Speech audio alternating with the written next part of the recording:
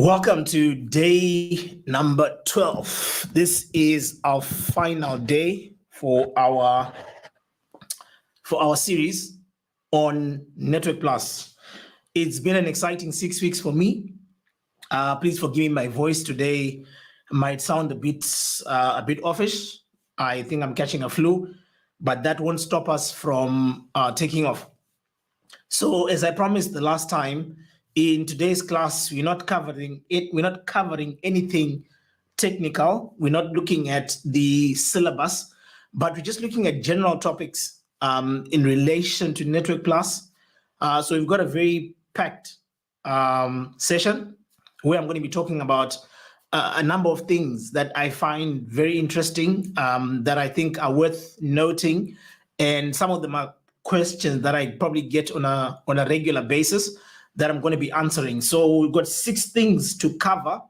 And the first one, we're going to be looking at what are the best entry-level certifications that you can pursue to start your career in IT in 2022. So the first one, I'm going to be looking at entry-level certifications, A+, Network Plus, what is covered, which one should you start with, which path should you take. And the second one we're going to be looking at is degree versus certification. Which option is better? Should you go and get a degree, or should you just focus on certifications? The third, we're going to be looking at what I think are the key skills that you need to practice and learn and be able to master if you are to succeed in the industry. I'm not saying these are the only 3 skills that you need, but from the time that I've worked in 2 separate continents, these are some of the skills that have been prevalent in people that have succeeded and have done well, and people that I aspire to. So we're going to be looking at the 3 key skills, and those are communication, presentation, and project management. Those are my 3 top key skills that I feel, but I'm going to go much in detail. And then number 4, I'm going to be telling you my story, how I got into the industry and how I got to where I am today. I'm sure there's some people who are starting where I started, and you're basically wondering, am I going to make it in this industry? You've got this dream of where you want to be, but you don't know how you're going to make it there. I'm going to be sharing my story. I don't know if it will inspire someone else, but it will just serve as a testimony to show that when you aspire for something, when you've got a dream and you work towards it, you will be able to achieve it. Not taking away, divine hand and what God can provide and what is provided for me. But I'm just saying at the same time, you need to plan, you need to be focused, you need to know where you want to go. So I'm going to be sharing my story, and I'm just going to be covering two aspects as I share my story of the 2 career paths that we can take getting to the industry, right? For some people, we graduate, get internship, get a job. Other people, we struggle to be able to,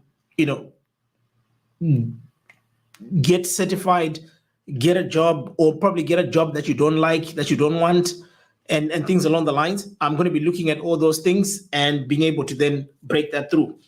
So there's quite a lot packed. Number 5, I'm going to be looking at job market and demand. And I'm going to be looking at it from 2 perspectives, demand in 2022 and demand in 2030, right? When you're starting your career now in IT, don't just focus on the demand of the market today, but try and project in the next 5 to 7 years what the market is going to be looking like. Obviously, we can't get it right, but we can kind of predict where the market is basically going in as much as technology is concerned, and what are the skills that will be relevant in 2030, so that you can be able to prepare yourself to get you to that point. And we're going to be closing off with a topic that is probably dear to me, dear in the context that in order for us to achieve the things that we want to achieve, in order for us to get the goals that we want to get, we need to plan. And in planning, there is a very common strategy known as SMART. And we're going to be looking at, that acronym: specific, measurable, attainable, realistic, time-oriented. And I'm going to be sharing with you my personal story in as much as those goals and the SMART process is concerned, and how I feel that it made a difference to the person that I am today. If there's one thing that my mentor taught me, was how to set goals and how to work towards those goals. So I'm going to be sharing that with you so that you can also set your own goals, track them, and see how you perform in the next 6, 12, 24 months, depending on what it is that you want to achieve. So it's going to be an action-packed night, because there's a lot to cover. There's a lot to unpack, and I'm just going to be free-flowing. If you got any questions, you know what to do. Put them in the comments below, and I'll be able to answer them as we go along the lines. I'm hoping to get as many questions so that I can at least answer you, and this becomes a Q&A as we go through. So right, without taking too much of your time, let us begin. I'm going to start with, are there any, all right, sorry. So you've got the first question, and it's coming from Kundai. Are there any age barriers for career changes, or will certifications suffice?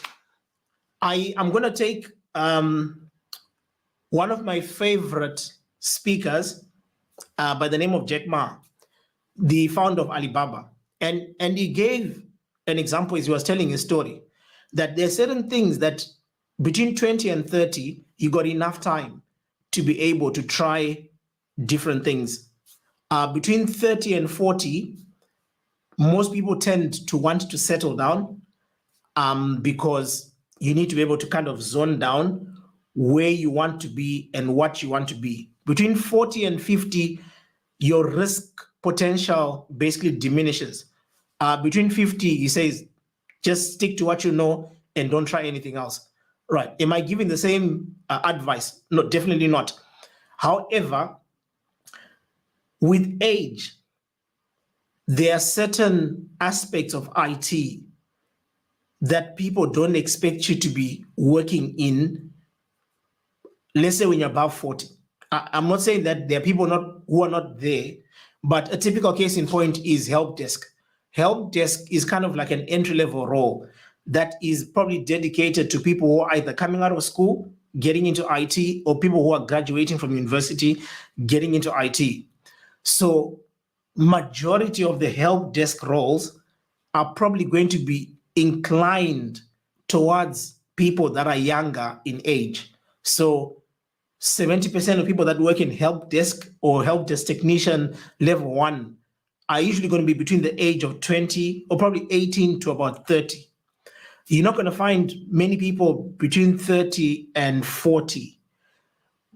Above 40, most organizations are probably going to start becoming restrictive in the fact that if they had a choice between a 20-year-old and a 50-year-old for a service desk role, they would tend to prefer a 20-year-old. I don't know if that's making sense in terms of age. That being said, there is no age barrier for career change, but be mindful of the learning curve that's going to be involved. And when I'm talking about the learning curve, I'm referring to the fact that it takes about 4 or 5 years to kind of settle into a technology, master it to a point where you're probably going to get promoted to probably a mid-level engineer role.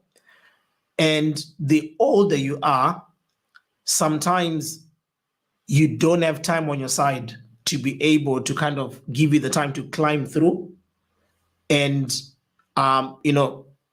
start from the beginning and be able to then grow through as you go along the lines. But I always encourage people, there's no age restriction, but just be aware that the older you become, there are certain roles that they are probably not be inclined to hire someone who's older, if you're in first world countries, some governments are probably, incentivized businesses to hire people that are, middle age, 50, 60 people who are changing careers, coming into IT or things along the lines. So that's the only thing that I can be able to highlight in that regard. But without taking too much of your time, I'm just going to share my screen, and then we will look at the first aspect that I wanted us to look at, which is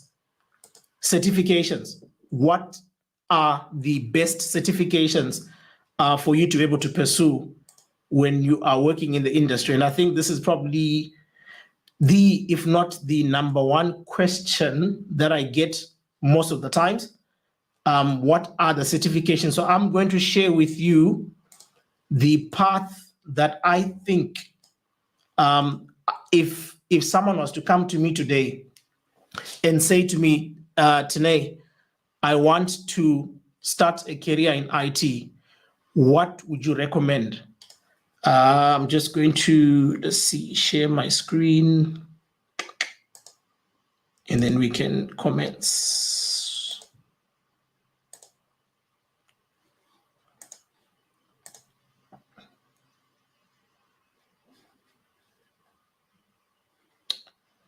Okay, so for me, there is a group of certifications that I'm going to call entry-level certifications. And in entry-level, you're going to be looking at mainly CompTIA courses. So you're going to be looking at A+, Network+, Linux+, and Security+. Right, so these are the four certifications that I consider entry-level certifications. The objective for entry-level certifications is to give you a basic foundation into a particular skill set. And in A+, the skill set is computer maintenance. A+ focuses on computer hardware and computer software, how to repair a computer, how to build a computer, how to install an operating system on a computer, how to format hard drives. It will bring you into the concepts of virtualization. What is virtualization? What are the different server infrastructures that are basically available? So for anyone who is interested in the industry, for me, according to me, A+ is the starting point. I know people will have conversations and say, people will say a lot of things. But if you're coming into the industry and you do not know anything about IT, or you're not comfortable with the concepts of IT, and you're not good with PC maintenance and repairs, A+ is my starting point. The reason why I recommend A+ is because it will give you breadth. At entry level, your core focus is learning more information about everything, right? So you're learning about different subject matter or subject topics so that you can get breadth and understand the IT industry. So you're going to be looking at a bit of security, a bit of PC maintenance, a bit of Network+, a bit of virtualization, a bit of storage, a bit of operating systems, so that you have an understanding of how these things operate. And why is it important for me? It's because it's the foundation. I've always said the strength of a house is in its foundation. The foundation is not something that you walk around seeing on a day-to-day basis. When people visit your house, they're not going to comment and say, hey, your foundation looks nice. No, they're going to be saying, your paint looks nice, your ceiling looks nice, your roof looks nice. But in the absence of a foundation, all those things are useless because they can't help you. So for me, base is A+. What other entry-level certifications do you have? We have Network+. Network+ is going to give you an introduction to networking. we are basically just concluding a boot camp on Network Plus, where we looked at OSI, we looked at IP addressing, we looked at routing protocols. Our key objective was, how do we take a packet that is sitting on your PC and get it all the way to your router, on the way to the internet, go to the server that is going to, which is YouTube, Google, whatever the situation might be, and be able to fetch that information and bring it back. And we said there are so many technologies that are involved. We spoke about the browser side, which is the application layer. We then spoke about the transport layer, where we looked at the protocols that operate TCP and UDP. We went down to the network layer, we looked at the IP addressing, and we said that IP addressing is layer 3, but on layer 2, we need the MAC address. And for us to then use the MAC address, we need to then resolve that MAC address. And then we went then and said, okay, fine, there's a medium that the information has to pass through, which is the cable or the wireless. So we need to pass through all these things. When you get to the router, there's something known as a static route. There are routing protocols. We spoke about BGP, EIGRP, OSPF. Outside of your router, we say that there are other technologies that ISPs use, such as MPLS. We looked at ADSL, we looked at cable. So the whole objective of Network Plus is to give you an understanding of how networks operate and how they basically function, right? So that's the key. I think I need to, let me do this so that when I'm talking, you can see me and I can see you and we are together. We'll come back to the other aspect. The third entry-level certification course is Security Plus. I think, as I've said with the other two, entry level is to introduce you to security. What is security? What are the core tenets of security? In Network Plus, we covered a bit of security. We looked at the CIA, confidentiality, integrity, and authentication. We looked at the authentication protocols. We looked at encryption algorithms. We looked at hashing algorithms, how they basically function. We went on to look at VPNs and how VPNs work. So Security Plus is going to give you an introduction into how security works. Beyond that, we just covered a little bit of the threats that your environment basically encounters. Malware, people who are trying to penetrate your network. When you do Security Plus, you start going into detail. There are things called playbooks that look at incident management. In the event of you being compromised, how do you respond? How do you handle that? Who do you talk to? Who do you not talk to? How do you protect your network? How do you protect your organization? How do you educate, your team on passwords and all the things that that operate in security? So Security Plus is going to give you that basic foundation and knowledge. And the last one for me is Linux Plus. Most of the systems or server infrastructure that are running on the internet are running on Linux. AWS runs on Linux. Microsoft infrastructure runs on Linux. So Linux is kind of, I wouldn't say taking over the world, because it's been there for quite a long time. But we've been able to do away without learning Linux because we operated in a GUI perspective and we never used to do much with server infrastructure in the back end. But I feel like Linux is a very important certification, and I brought it in for that particular reason, so that I can be able to just bring a mention on what is covered and what I think is very important when you're basically dealing with Linux. So now we've got our base certifications. So if you're starting, and if you want to go hardware, A+. If you want to go network plus. If you want to go security plus. If you want to go Linux, or I would rather say infrastructure, virtualization, I would recommend you to do Linux. So now we've got our base. You've got the 4 certifications that I would recommend. Now, what would be my recommendation? If I were to tell my younger self 20 years before today where to start, I still say start with A+, and then go to Network Plus. regardless of which path you want to take. Why? Because these two certifications are the tenets of majority of the things that you're going to be dealing with in the IT industry. You're going to need to understand how networks work. You might work in cybersecurity, but if you don't understand how networks work, how are you going to defend your network?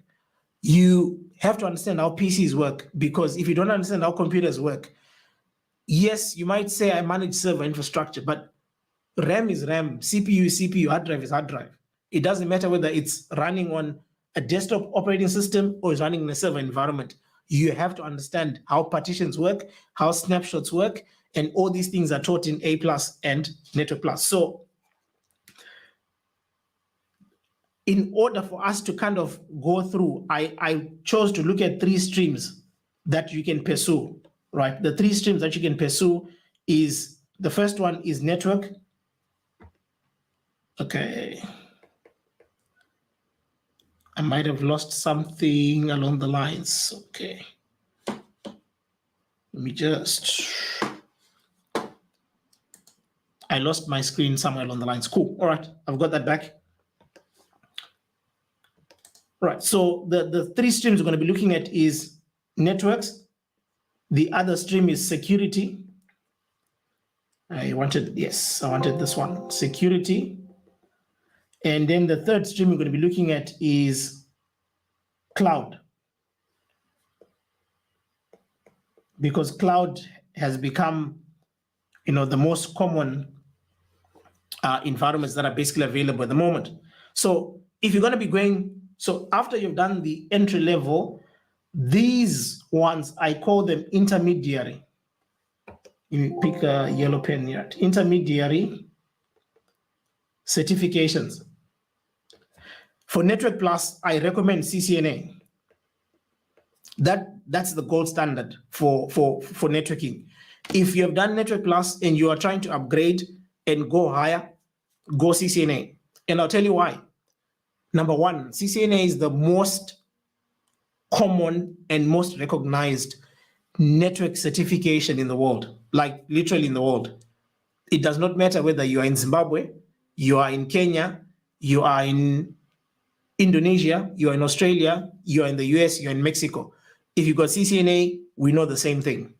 So CCNA is the most recognized, number one. Number two, CCNA covers the broad diversity of networking in general. Yes, it is a Cisco certification. Yes, it will narrow down on Cisco infrastructure and Cisco technology, but it is the gold standard.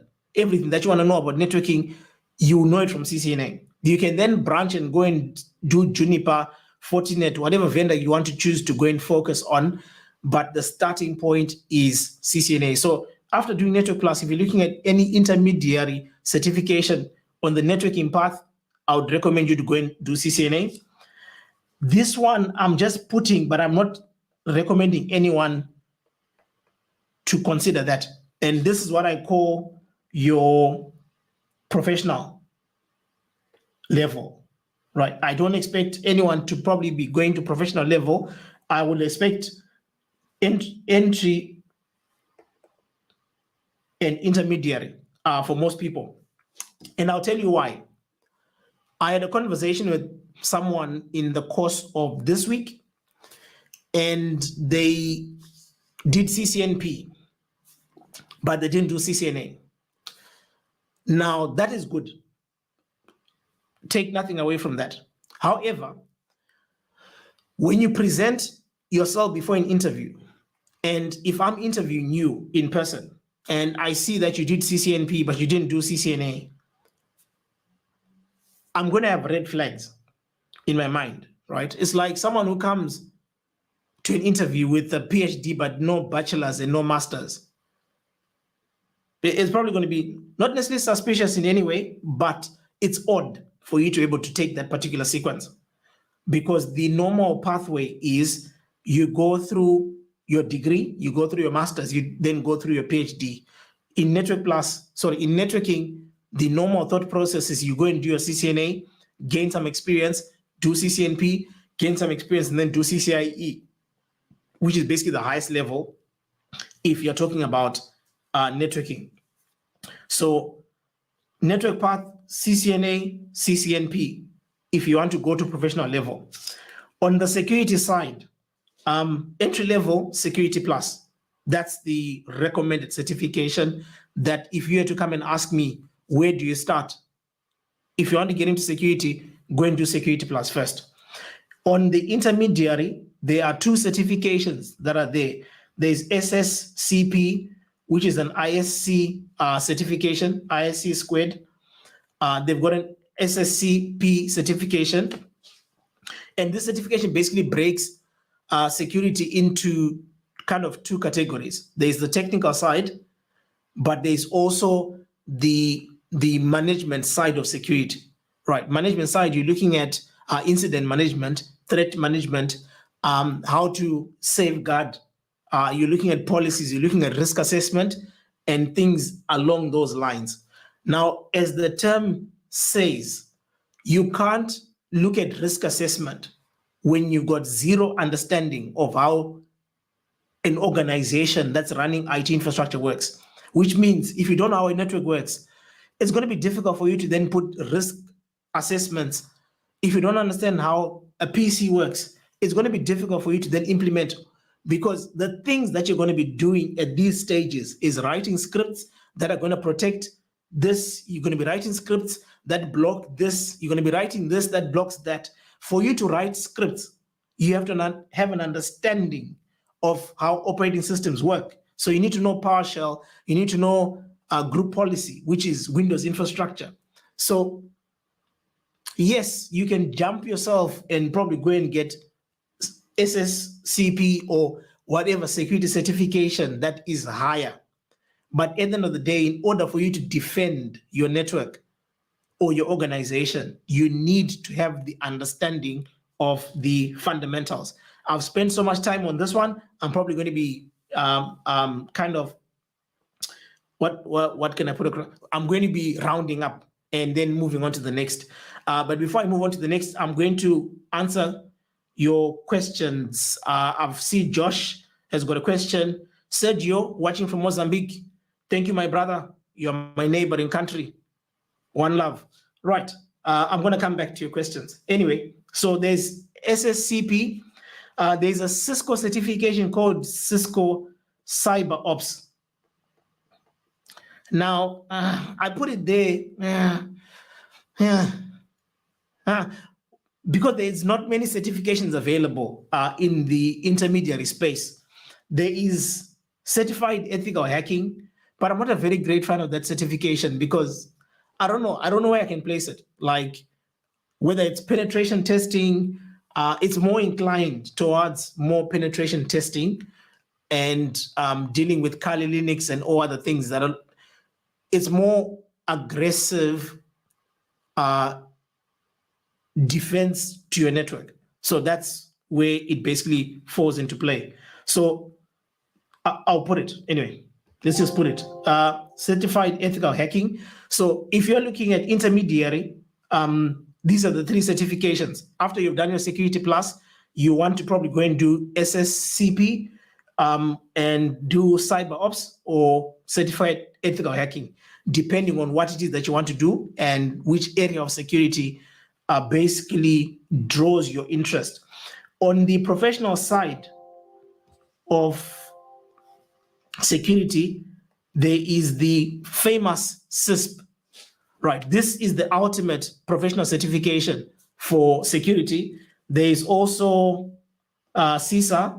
CISA is more auditing, and Sscp is more management.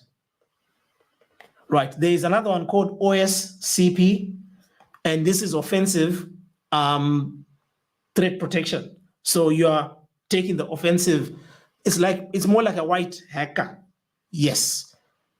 The white hacker is the one that's the good. The black one is the one that is bad, right? So you are the one that is the good one. So when you do OSCP, it's offensive. It's offensive threat something. I've just forgotten the name. But once again, I'm just putting these certifications so that we've got we have a reference point when someone says to you, go and do Cisco, go and tell them that Tinei said, unless I've got Security Plus, I can't go and do Cisco because you are jumping. You can get it done, you can pass the exam, but when it comes to looking for a job, many organizations are going to be looking at, okay, so you got Cisco, all right, so tell us what else do you know before Cisco? And if Cisco is all that you know, then clearly your ability to be able to fully defend the network or the organization is probably going to be a bit tricky, right? So I think in the next few weeks, I'm going to be bringing in a few people or for interviews. One of the guys is CISP certified, so I'm going to be having a conversation with him on his journey, how he made it there, so that you can be able to find out, what is covered and what is involved in the day-to-day basis of someone who is a security consultant with CISP. Then you can probably be able to understand the depth of the certification. So that is on the professional side. Now on the cloud side, the entry level, there is AWS Cloud Practitioner. That is the entry level. So there are three cloud providers, right? AWS, Azure, and Google. Google, I need to pronounce that properly. Google. Yeah. Anyway, that one. It is very prominent in North America, but not as popular across the rest of the world. Majority of the organizations outside of America, the two predominant cloud providers are Microsoft, Azure, and Amazon AWS. So if you want to go and do cloud, if you want to go towards cloud, which I would recommend that you do, because it is the pathway that we're all going. Cloud is taking over, if not having taken over the world already. So cloud, the first one is AWS Cloud Practitioner, or you can do the Azure Fundamentals. Now the Azure Fundamentals is a free course. I think Microsoft, the last time I checked, provide this one free of charge. And to some extent, depending on if they're running any promotions, you can actually write the exam free of charge. So after you've done your A+, your Network Plus, now you can start venturing. You can start going security, you can start going cloud. That's according to me, right? You can quote me. I feel like when you branch after A+ and Network Plus, you got a very good base and foundation that regardless of which stream you take, you are always going to have a very good solid base, and you are always going to be competitive in as much as knowledge is concerned in that particular domain. So that's why I kind of recommend that particular pathway.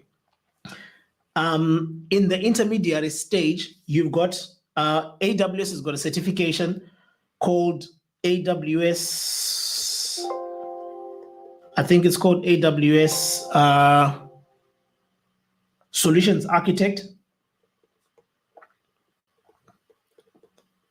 And they've got the associate, right? There's the associate level. This is the intermediary part. And then on the professional part, you are doing the same AWS Solutions Architect, but you're now doing the professional track. So there's the associate track, which means you're kind of like technician administrator, and the professional track is you're more cloud engineer. So if you want to go through the cloud path, that is the path that I'll probably recommend. If you want to do AWS, go AWS, and then Azure, they have an Azure administrator, and I think on the professional side, they've got Azure expert. And then with Azure, there are so many tracks that you can go through. You can either go, there's a networking track, there's a database track. I think there's a track that is more inclined towards the Office 365, Teams collaboration space. So from a certification standpoint, this is the pathway that if you came to me and said, I want to go into networking, I'll tell you, start with A+, do Network Plus, then go CCNA. If you want to go into security, start with A+, do maybe you might skip. Now, do A+ and Network Plus, then do Security Plus. I know it's a long path. And then from there, then go and do your Sscp. But by the time you get to that point, you are going to be grounded. You're going to understand. Because the challenge that people don't understand is that when you get higher, the things that you're protecting are the protocols that you dealt with in Network Plus, are the algorithms that you dealt with in Network Plus. They are just deeper in detail. So if you don't understand how TCP functions, how are you going to protect your organization from a TCP SYN attack when you have no understanding of the three-way handshake of TCP? So when I'm probably making emphasis, it's emphasis because I've dealt with teams that are in security, but most of the people who go to security started not as security engineers. And that's another, not a myth, but you can't just jump to become a security engineer with no base knowledge. You need to know something, right? You need to either come from a systems perspective, understand operating systems, understand PowerShell, understand scripts, then you can be a security engineer, because half the things that you're going to be pushing are going to be pushed via group policy. Now, if you don't understand what group policy is and how it works, then what are you going to do? You're not going to be able to do anything much. So don't be quick to just jump and say, I want to become a security engineer. Build on your foundation. But anyway, we spent too much time on this one. I don't know if there's any questions. If there are any questions, please let me know. If not, I'm going to answer a question from Josh. Sorry, Josh, it has taken a bit long to come to your answer. And the question is, I want to get into the industry, but I do not have a degree. Okay, that's good segue, because the next section that we're going to be talking about, degree versus certification. Which path should you take? Which path is best for you? And from a cost perspective, which one is cheaper? So very good question, came at the right time. So I'm going to just clear my screen, and then I am going to, right, so we're looking at degree versus certification. Right, which path should you take? I'm going to give my story and I'm going to give my example. Now, I got into the industry about 20 odd years back, 2001 to be precise. That's when I got into the industry. For those, I'm not going to preempt my story because I want to give it in more detail, but I was sponsored, got into the industry. In any given situation, I did not want to go and do a degree, right? So I'll start from that point. I felt like degrees were a waste of time for me. The reason being that I knew what I wanted to do in IT, and I knew that I wanted to gravitate towards networking and hardware infrastructure. And it did not make sense for me why I should spend 1 year, like a full year of a degree, doing philosophy, and psychology 101, or the subjects that I'm talking about. It just didn't resonate. And for that reason, I was never a candidate for a degree. I just knew it was not meant for me. So now, degree versus certification, which pathway should you take? I'm going to look at it at 4 factors. The first one is time. Degrees, at bare minimum, they're going to take you 3 years. If not, most actually take you 4 years. So there's a huge time investment. in doing a degree. Certifications are going to take you about plus or minus 6 months for CCNA, and I'm talking about a very good paced CCNA where you're not just rushing to pass the exam, but you're learning to understand the concepts, and you want to be able to make sure that you become someone who understands the technology. So you probably put it about 6 months. I would probably give A+ and Network plus or minus 3 months each. So A+, Network Plus, and CCNA, I would probably budget 12 months. At 12 months, you are able to come out with certifications and you're ready to go into the industry, and the industry is ready to welcome you. Right? So from a time perspective, degrees are going to take longer. So that's the first part. The second one is cost. Let's deal with the obvious.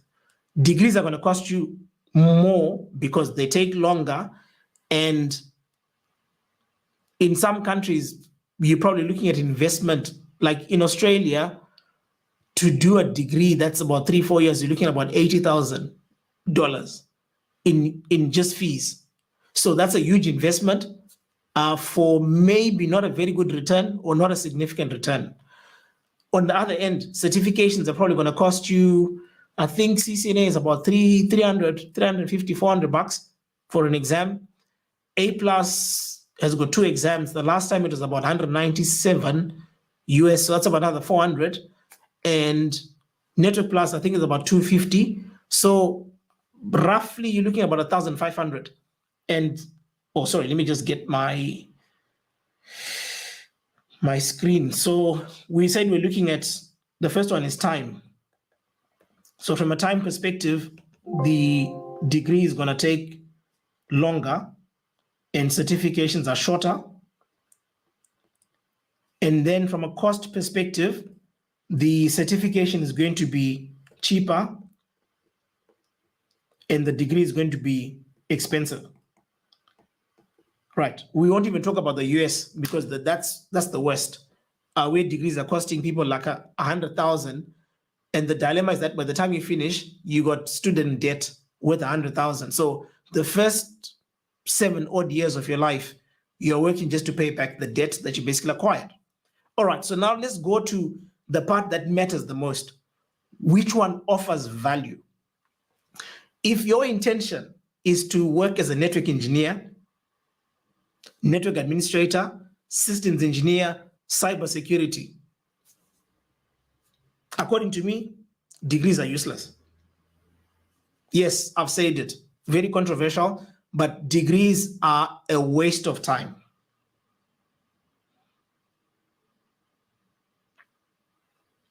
Right, I needed to regroup myself.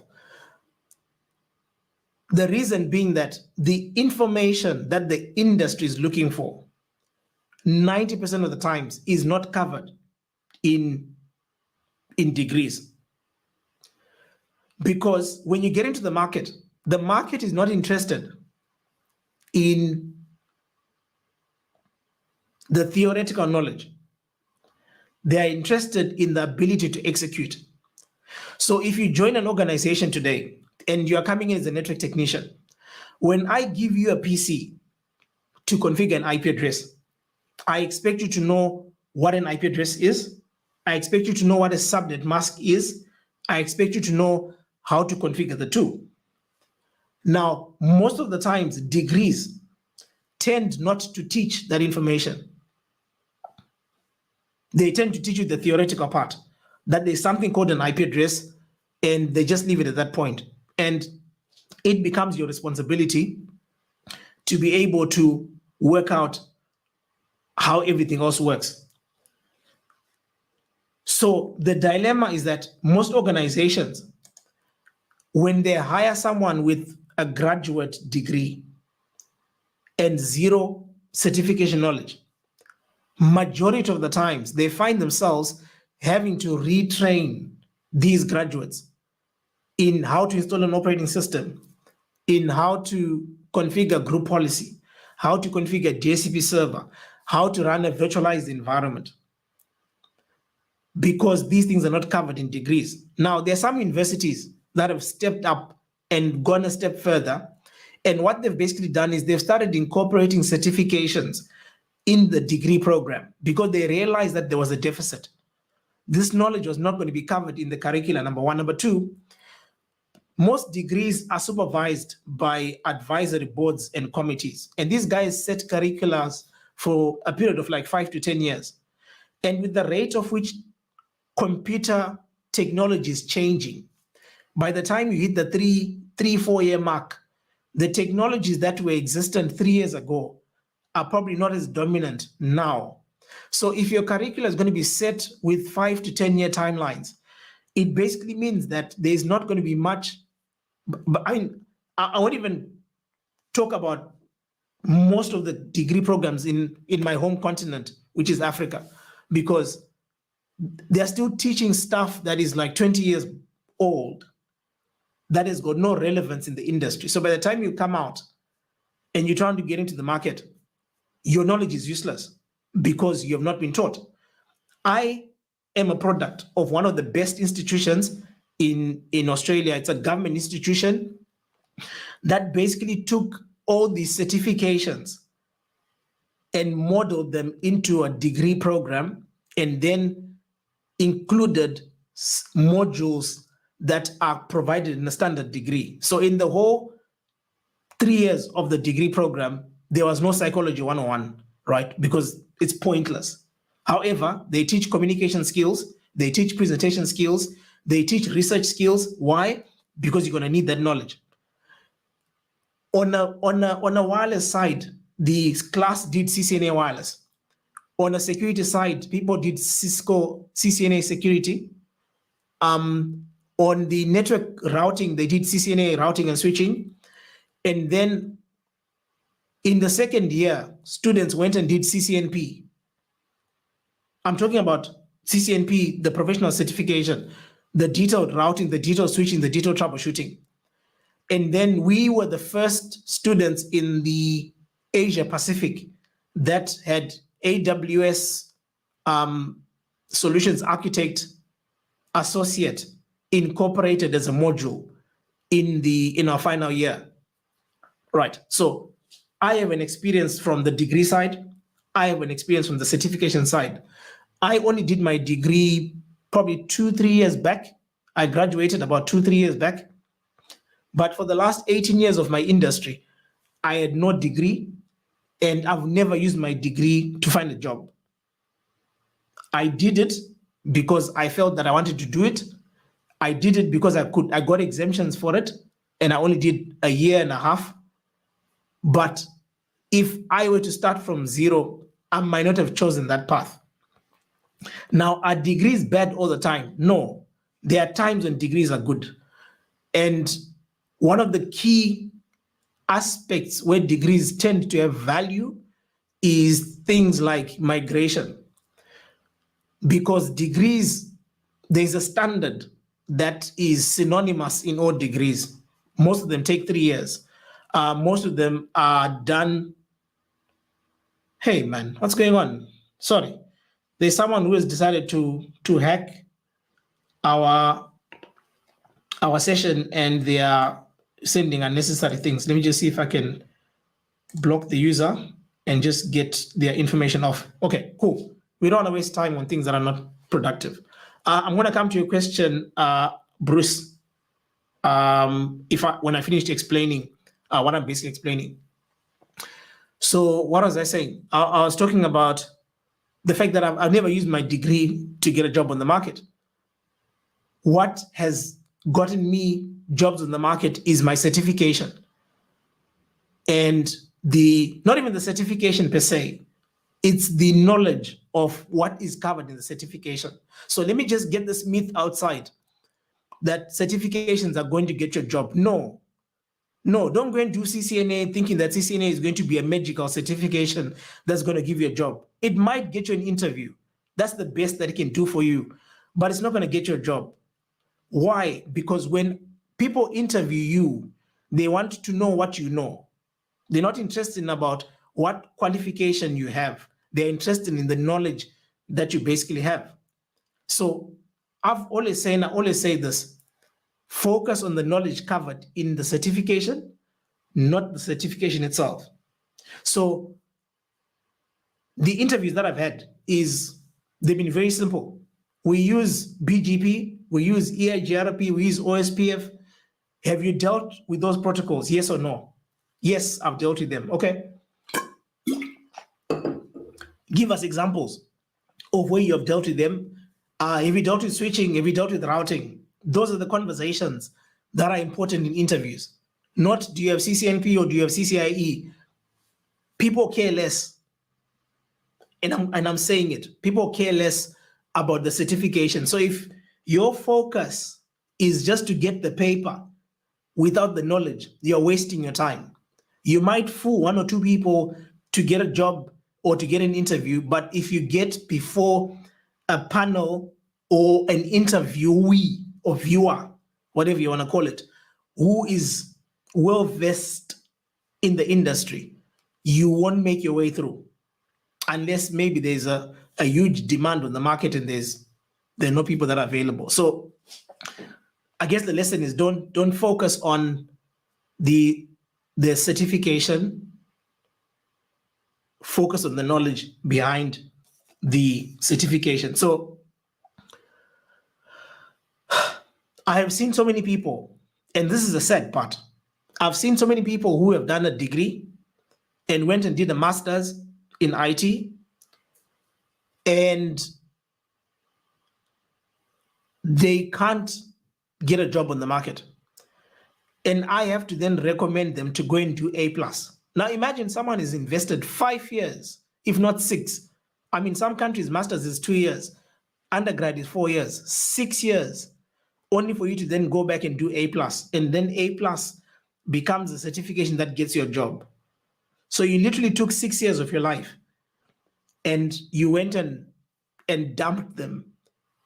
In those 6 years, someone who did A+ and CCNA in the first year, that person now has 5 years experience, and you are coming out from the from the university with 6 years, but 0 years experience, and you're trying to compete on the market.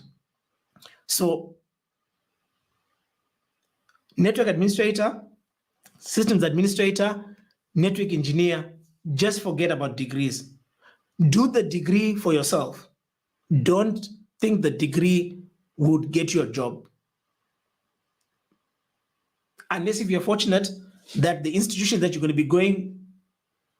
be doing the degree with has incorporated certifications inside the degree program, which is majority of the universities in the Western world at the moment are doing just that. They are incorporating.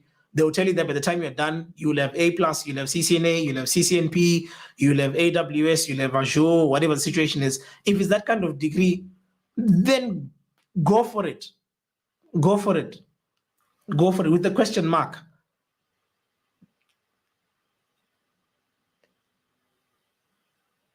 And the question mark is the benefit of going for it is that you're going to come out with 2 qualifications in one program. You're going to come out with the degree. You're also going to come out with the CCNA. You're going to come out with the CCNP.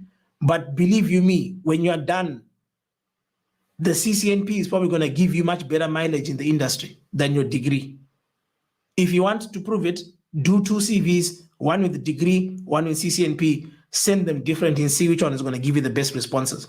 All right, so I've taken a bit of time talking about the degree versus certification. I think I've covered the things that I would tell my own child, things that I would tell my own brother, things that I would tell my own cousin who's thinking of starting a journey in the IT industry, especially in 2022, going to 2030. Degrees, yes, they can get you a student visa. Yes, they can get you stay in a particular country. Yes, they can provide a migration pathway for you. That is fantastic. They are good for that. But when it comes to the industry and getting a job on the market, maybe not so good. Maybe in software engineering, maybe a different story, but from a networking standpoint, network engineer, systems engineer, all these things, 90% of the people that I've actually worked with either don't have a degree, or if they've got degrees, they probably had a degree in social studies. They come from random degrees Some come from mathematics, electrical engineering, nothing to do with networking, but they just have a passion for networking. So networking security and those fields tend to be passion-driven than degree-driven. Even certification. Certification is just a gateway to knowledge, but it is not the alpha and the omega to be able to then set you off in the industry. So I hope I've answered your question, Josh. If I have not answered your question, please don't hesitate. Just put through. And guys, if you've got any questions, I'm passionate about these things. And today I figured I've got my 2-3 hours where I'm just going to be talking about these things because I feel they're very important. I feel they're not covered much in detail. And a lot of people don't have information, and people end up making not the best of decisions and probably regret at a later point. I don't want you to invest 100,000 in student debt doing a degree and a master's program only for you to come back and do CCNA for you to get a job. I just feel like it's not worth it. That's my opinion. And I've seen this in the last 20 years. I've seen this working in Zimbabwe. I've seen this working in Botswana. I've seen this in South Africa. I've seen this in Kenya. I've seen this in Nigeria. I've seen this in Cote d'Ivoire. I've seen this in Australia. I've spoken and I mentor people that are in the US, people that are in the UK, and the problem is consistent across board. So that's my 2 cents on this particular matter. Right, let's get to Bruce's question. I am in Ghana. I'm yet to visit Ghana. After getting all the necessary certifications, how long do you have to be in the system before you can get a job? Right.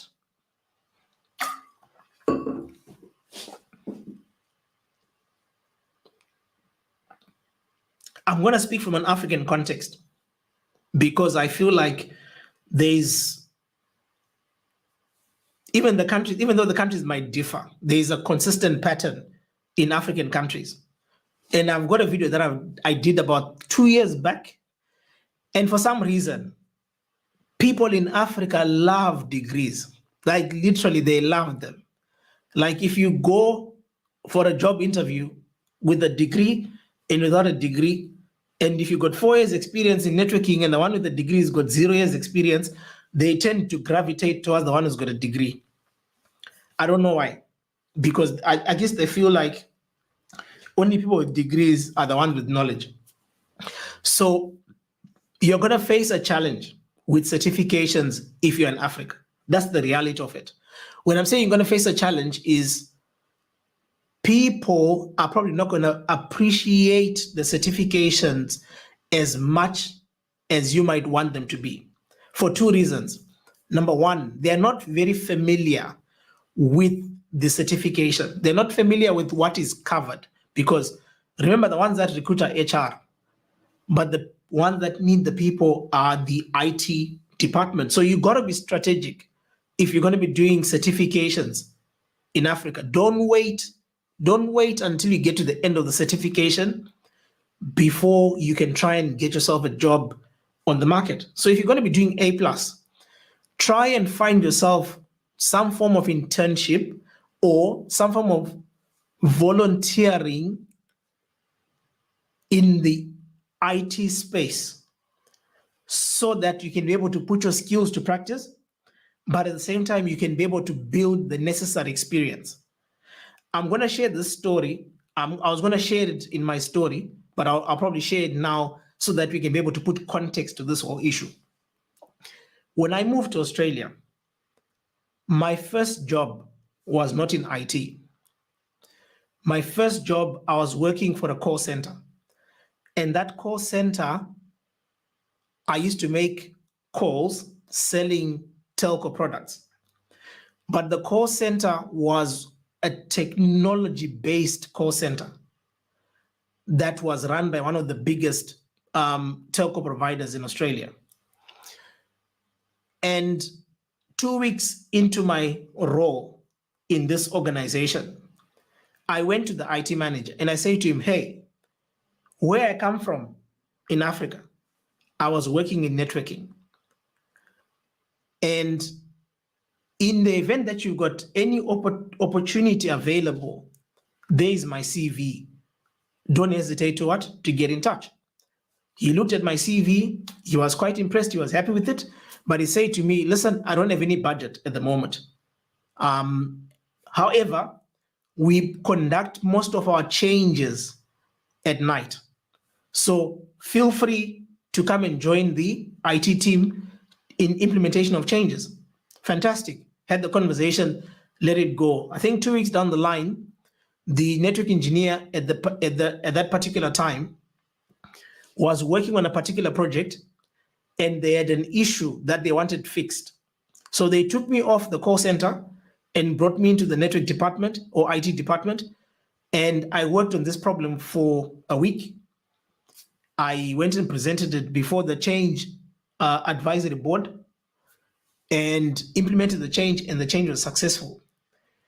And it was as a result of this experience or event that transpired that my infrastructure manager, who was managing me in the course of that week, got me my first job in IT in Australia. So why do I tell this story? I was working for a telco company, working in the call center, not even in IT. But I lifted up my hand to say, if there's anything available in the IT space, please don't hesitate to get in touch. Number one. Number two, I was willing to come at night unpaid so that I could work with the IT team in implementing changes that they were doing. Why? Because I'm passionate about IT. So the notion of I wait to get the certification before I go in the market and find a job, you're going to find yourself trailing behind. Make yourself useful. Try and be proactive. Find ways where you can just go to a small IT company that fixes iPhones and fixes PCs and laptops and just tell them, hey, I'm doing A+. I see that you work by yourself. Can I just come in the afternoons, clean the motherboards, or I'll just open the screws and then you teach me, how these things work. And then let that person be your mentor. Even if you're not getting paid, by the time you are done with your certification, you have the qualification and you also have the hands-on experience, or you got a reference point of your knowledge. Opportunities are not going to be packaged in a way that is obvious. I could have done away without being in a call center. Or maybe I might not have seen an opportunity beyond the call center. But I always believe that you need to make best with what you have and where you are. If you're working in an organization, maybe you might not be in IT yet. You're working for a bank. You are not, you're doing your A+ during after hours. Talk to your boss and say, hey, I'm doing A+. I think I can fix some of these issues that, that happen around.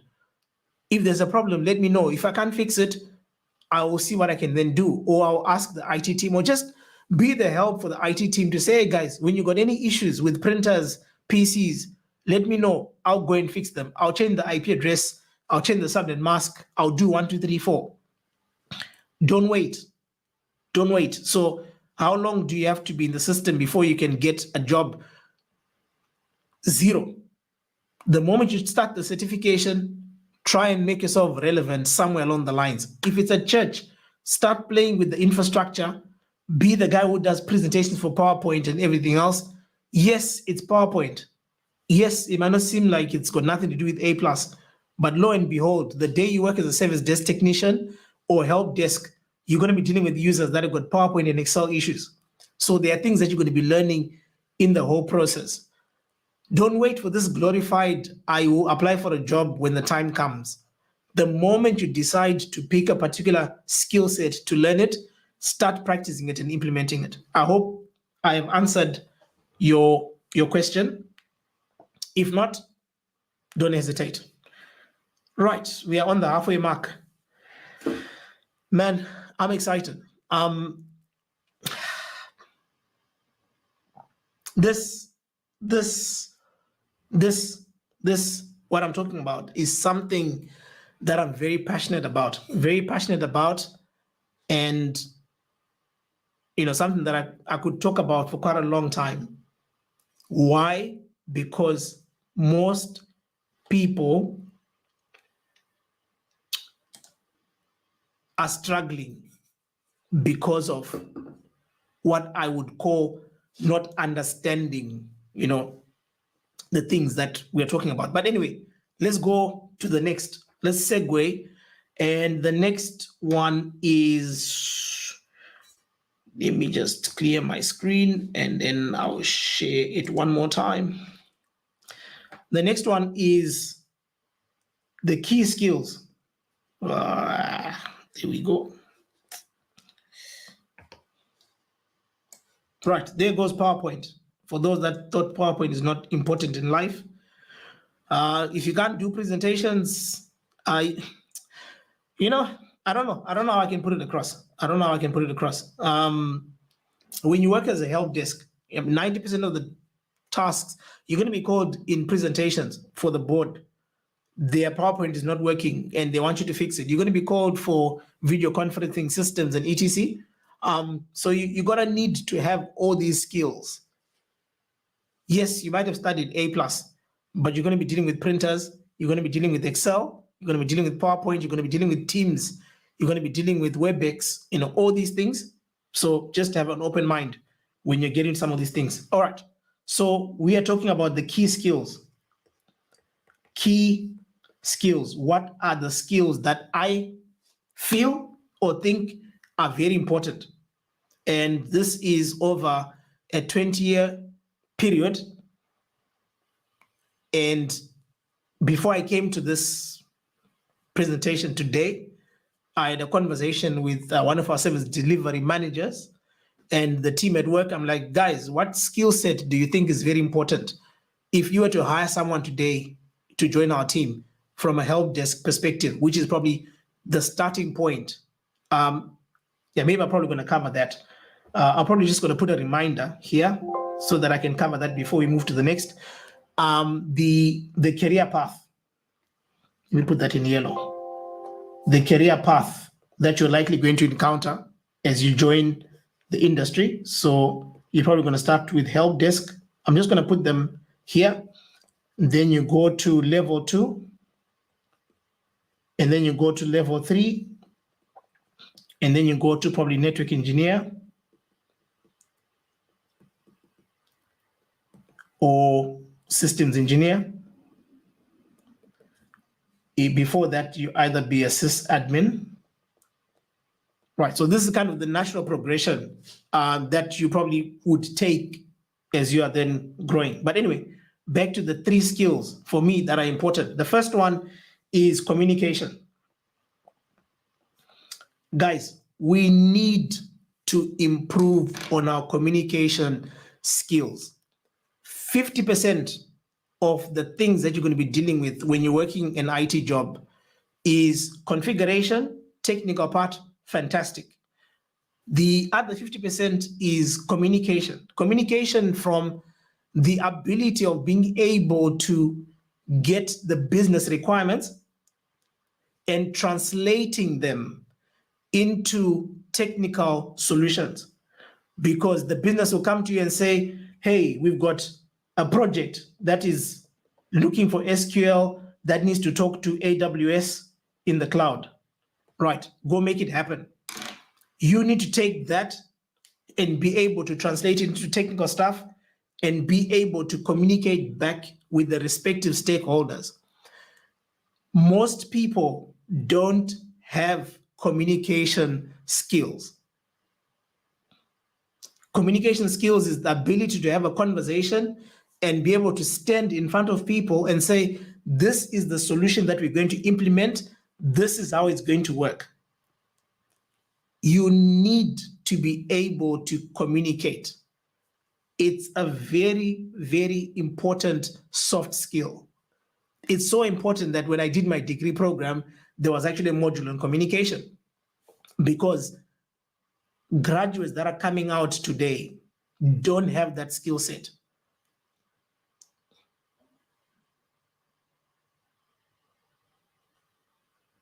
Savior, I'm going to come to your question. I've got it. I'm going to come to it. So communication is for me, number one skill set, because you're going to be communicating across your career in IT. It's communication, communication, communication. Stakeholders, business as usual, vendors, all those things. You need to learn how to communicate. And communication is in two formats: verbal communication, which is probably what I'm doing right now, but you also have to have written communication skills. So writing a solution to a problem, what you think is the solution, how you've designed the solution, how it is going to work, and how everything else is going to flow. You need to have communication skills. I cannot emphasize how many times. I need to probably put my screen on this one because I need to stress a very important point.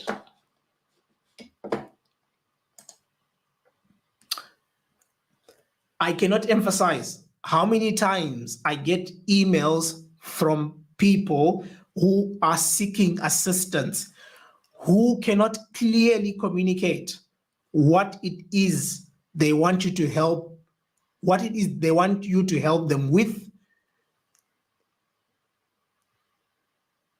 and how best you can help.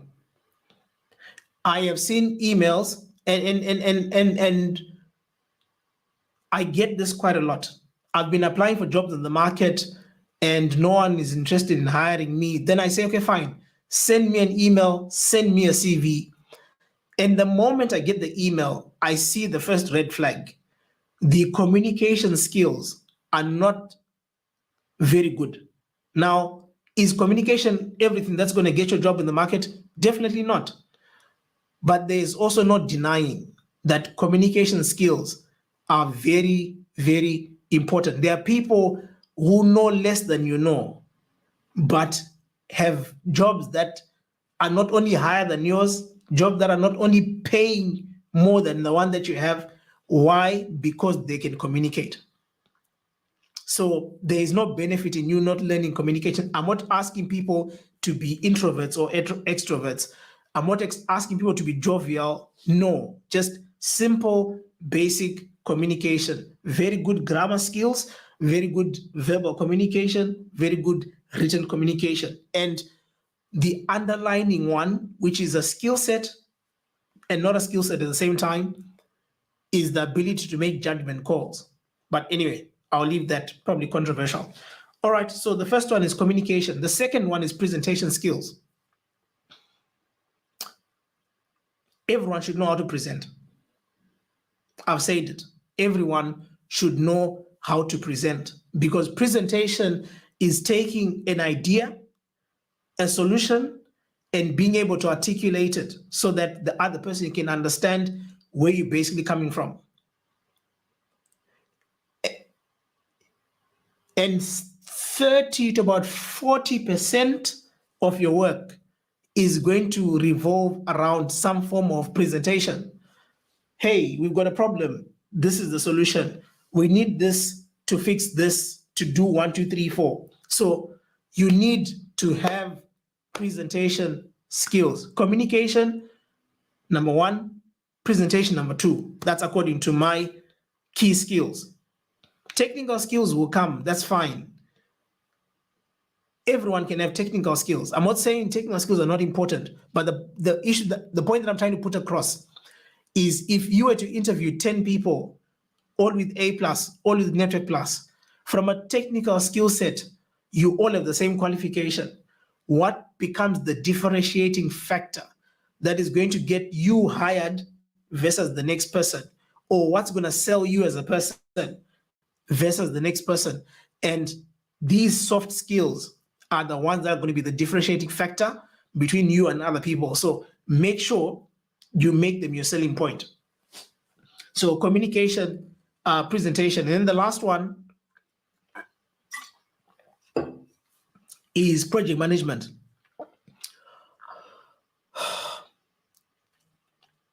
You might not run projects, You might not run projects from a project standpoint, but you're going to be managing projects in the day-to-day work that you're going to be doing. And what do I mean by saying you're going to be managing projects? You're probably going to be communicating with vendors, getting infrastructure on site. You're going to be talking to the change advisory board if you have one in your organization, to be able to then present that you want to implement a change, and this change is going to impact the business on 1, 2, 3, 4. Now I'm putting the workflow together on how these things fit into the pipeline. Your ability to be able to go to a change advisory board and make a presentation of your change touches on your presentation skills. I've had people who were not so very good in presentation skills, and when they went to the change advisory board, they are asked questions and they can't answer, to say, who is it going to affect? To what extent is it going to affect the business? Have you factored A, B, C, D?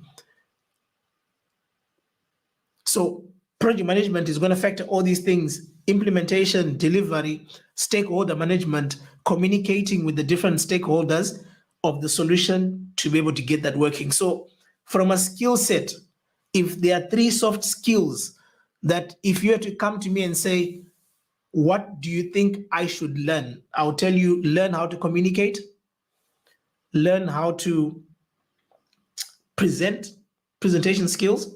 On communication, there's so many books you can read on communication, and you can be able to learn and practice. And then presentation, so many videos you can watch. And then project management, you just have to do it. I think most of us, if not all of us, do some form of project management in our day-to-day lives. When you decide to go to the shops and buy groceries, the buying of groceries is a project all by itself. What do? You list the things that you want, you work out what time you want to go there, what time you need to come back, and what do you need to go and get where, and then you go and get all those things, you correlate, and you make sure that the deliverables have been achieved. So we all manage projects on a day-to-day basis. Nothing fancy about it. The bottom line is, when you come into the industry, you need to have that skill set. Have those 3 skill sets, and tell me you can't find a job, we'll have a different conversation. But if you don't have, you're going to have a challenge. But if you got those 3, then yes, jobs are going to be available for you on the market. All right, so let's come back to Xavier's question. And if you've got any questions, guys, just put them in the comments section, and we'll basically be able to cover them. Are there any virtual internship opportunities available to gain knowledge as someone who's transitioning into tech, network engineer to be precise?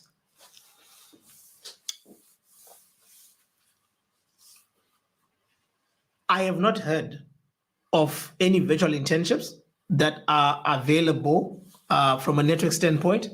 However, I have seen sites like Upwork where people provide advice or provide professional services for people who might be struggling with a particular either concept or particular configuration. So a typical case in point is you got a VPN that needs to be configured between a Cisco device and a Fortinet device.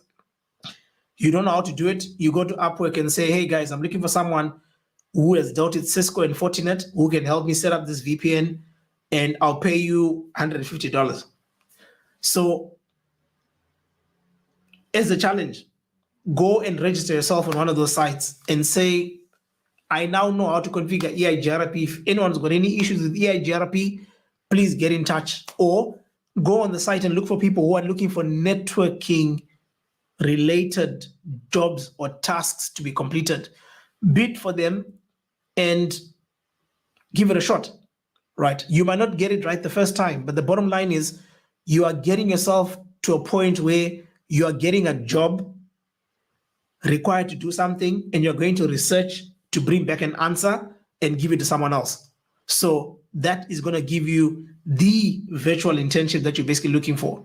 But yes, it's a bit of a challenge. The one scenario that I've come across, but that's kind of here in Australia, I have, I've come across it here. And it's a situation where organizations, especially in Australia, most organizations are based in the East. And in the East, you got Sydney, you got Melbourne, you got Brisbane. Those are kind of like the big three cities in Australia. And then you got Western Australia and Northern Territory, where some organizations need what they call remote hands. And remote hands is they'll send a router to a client site, and they need someone who has got networking knowledge who can go and get that router, rack it, connect the cables, console into the device, and then the engineers can then remotely connect to the device and configure it remotely. So in those situations, if you were to work for such an organization or to be contracted by such an organization, then you are getting some form of virtual internship, because you don't kind of bear the full risk of the job. Your job is kind of like remote hands. And this is probably prevalent in countries like India, where most organizations contract engineers in countries like India, where the cost is a bit cheaper and they provide support to first world countries. So I have dealt with Cisco tech engineers that are in India. Sometimes I've dealt with people in Brazil or people in Mexico, and people in China, and then a few times I've dealt with people in Joburg, because most organizations are doing what they call follow the sun. So for them to run 24/7, they'll have call centers in different locations. So research on these institutions and try and see if they can be able to help. So skill number 4, which I probably did not mention, is the ability to research. The ability to research. We need to know how to research as network engineers, right? And that's the ability of being able to find information that's available. But I'll put it on the screen. Go to a site called Upwork. I think Upwork.com. Let me see. Here's my pen. Upwork.com. And yeah, Upwork.com. I think that's the one that I've seen network-related jobs. So you can either post or attempt to fix the ones that have basically come through. Remember, you've got nothing to lose. If you can't fix it, well and good, but you'll have learned something in the whole process. All right. Let's see. What's the next one? Who's the next one? I've got Aman Ula. Will you record a complete CCNA course on your YouTube channel? Yes, I'm working on a CCNA course. It might probably going to come beginning of 2023. So that will kind of be like the New Year's resolution. We're all doing CCNA. So yeah, I'm probably going to be covering that. I'm still working on a collaboration on Security Plus, but CCNA is the one that I'm passionate about. So definitely CCNA is coming. I just need to work out what's the best way I can teach it and what are the tools that I can basically use, because I want it to be as hands-on as possible, because there's no point for us to spend 2-3 hours talking about theoretical stuff. I want us to break things. I want us to fix things. So I'm still just trying to work out what platform would be best. Do we use Packet Tracer? Because there's certain things that you can't do in Packet Tracer. Do we use GNS3? So I will be announcing when that basically comes to play. All right. So whilst I'm waiting for other questions to come, if anyone's got any questions, I am going to come back to the thing that I said earlier on that remind me I need to talk about this, is the general flow in the industry. So when you get a job in IT, remember I told you about that there are 2 paths that you can take. The first path is for the people that are very lucky. You graduate, you go to a job, and you get an internship. And then from that internship, they decide, hey, we like you, want to hire you. And then you join that organization. Those are I'll call these guys the lucky ones. And then there's the path for most of us. Most of us, the path is not very straightforward, right? It's not one of those, it goes straight. No, it goes this way and goes that way. And, you get to where you're going, but it's not very straightforward. So how do you get into the industry? The general flow is you get into the industry as a help desk technician. They call it help desk. They call it level 1. They call it IT support. They call it IT technician. It's got different names, right? So that's the general starting point for most people. And A+ is kind of like that course that gets you into that pathway. Now you understand why I've been making so much noise about A+. So you get into the help desk. Now, when you get into help desk, you're going to be doing everything. When I mean everything, I'm talking about everything. Like literally, you're going to be dealing with printers. You're going to be dealing with toner. You're going to be dealing with Teams. You're going to be dealing with video conferencing solutions. You're going to be dealing with IP telephony. You're going to be dealing with something called SCCM, which is software that is used for installing packages and all these things that you want to configure on the system side. You're going to be dealing with a whole spectrum of configurations. And this is two things that usually come out of that. Number one, you tend to figure out what it is you're passionate about during that phase, because you're probably going to deal with a bit of networking and you think, I love networking. And then you're going to deal with a bit of database. You're like, I don't like databases. I don't want to do anything with databases. You're going to deal with Windows. You're like, I don't want Windows. You're going to deal with virtualization. You're like, fantastic. I love virtualization. So it's kind of an opportunity for you to get a feel of what it is that you like. It's like going to high school and you go and do 8 subjects. You do biology, you do literature, you do maths, you do accounting, you do agriculture. You're kind of getting a feel of every subject. And then you start picking what you want. So when you go to A level, that's what we call it in my country. We call it A level. I'm not so sure what it's called in the UK. In some countries, they call it grade 12. Right, you start narrowing down. So A level in my country, you do 3 subjects. And in those 3 subjects, you tend to start focusing on either commercials. So you're going to be doing economics, accounting, management of business, or you do sciences, where you're going to be doing maths, physics, chemistry, or you do arts, where you're going to be doing geography, literature, and you start narrowing down. So after help desk, you go to level 2, right? So you start as a level 1, and you usually migrate to a level 2 if you're getting promoted, or if you left another organization and you want to go a step higher. The usual progression is you become a level 2. Now, how long should you take as a service desk? Now, that's a debate for another day.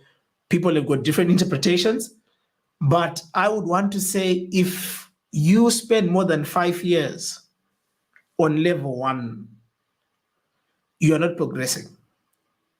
You're not progressing. The usual period is about 2.5. Some do quicker. 2.5, 3 years is the time frame that you should stay in level 1 and be moved to level 2. If you're not getting promoted in the same organization, go find somewhere else and move to the next step, right? So level 2, you start kind of narrowing down, right? This is the part where there are different terms. Sometimes they call it sysadmin. Sometimes they call it network admin. Right. So you're not a level 1. You're not a level 3, which is a senior role, but you're kind of in between, right? So you usually start focusing and narrowing down. So if you're doing systems, you're going to be dealing with Windows as an operating system. You're probably going to be dealing with cloud, AWS. You're probably going to be dealing with virtualization, which is another very important concept and technology. So if you're going to do systems, you're going to gravitate in that direction. If you're going to be dealing with networks, you gravitate towards networks, telephony, and yeah. And then in level 2, about 2 to 4 years. 2 to 4 years is kind of like the standard in a way. And then you move to level 3. Now, level 3 now becomes more of a, it's not a senior role, but you are more accountable to the infrastructure, and you are held responsible to either the functioning or the non-functioning of a system. And this is where you're dealing with your on call, right? So you're on call, something breaks, you get a call at night, hey, systems are down, can you fix them? And you wake up, turn on your laptop, start fixing. That's one way. The other one is you become an escalation point for your level 1s and level 2. So you don't deal with, so help desk deals with a lot of tickets as they come through. What they can't fix, they send to level 2, and what level 2 can't fix, they send to level 3. So if you are level 3, you are an escalation point. You don't deal with the tickets, you don't deal with the discovery of the information. You basically get given the ticket with all the data and information, and then you then do the higher level technical stuff. So that's level 3. Level 3, it's called level 3, probably systems engineer, network engineer probably falls in that particular spectrum. So that's kind of like the pathway. And then beyond that, you then become what is known as an architect, either a solutions architect or a network architect. And the whole focus of being an architect is generally architects don't configure networks, they don't configure devices, they design, right? So they design a solution. So a network architect will be like, okay, let's give an example. We've got, I'm just going to use this corner. We've got an application that is sitting in the cloud in AWS, and we've got users that are sitting in the organization, and we're going to call this organization MSoft.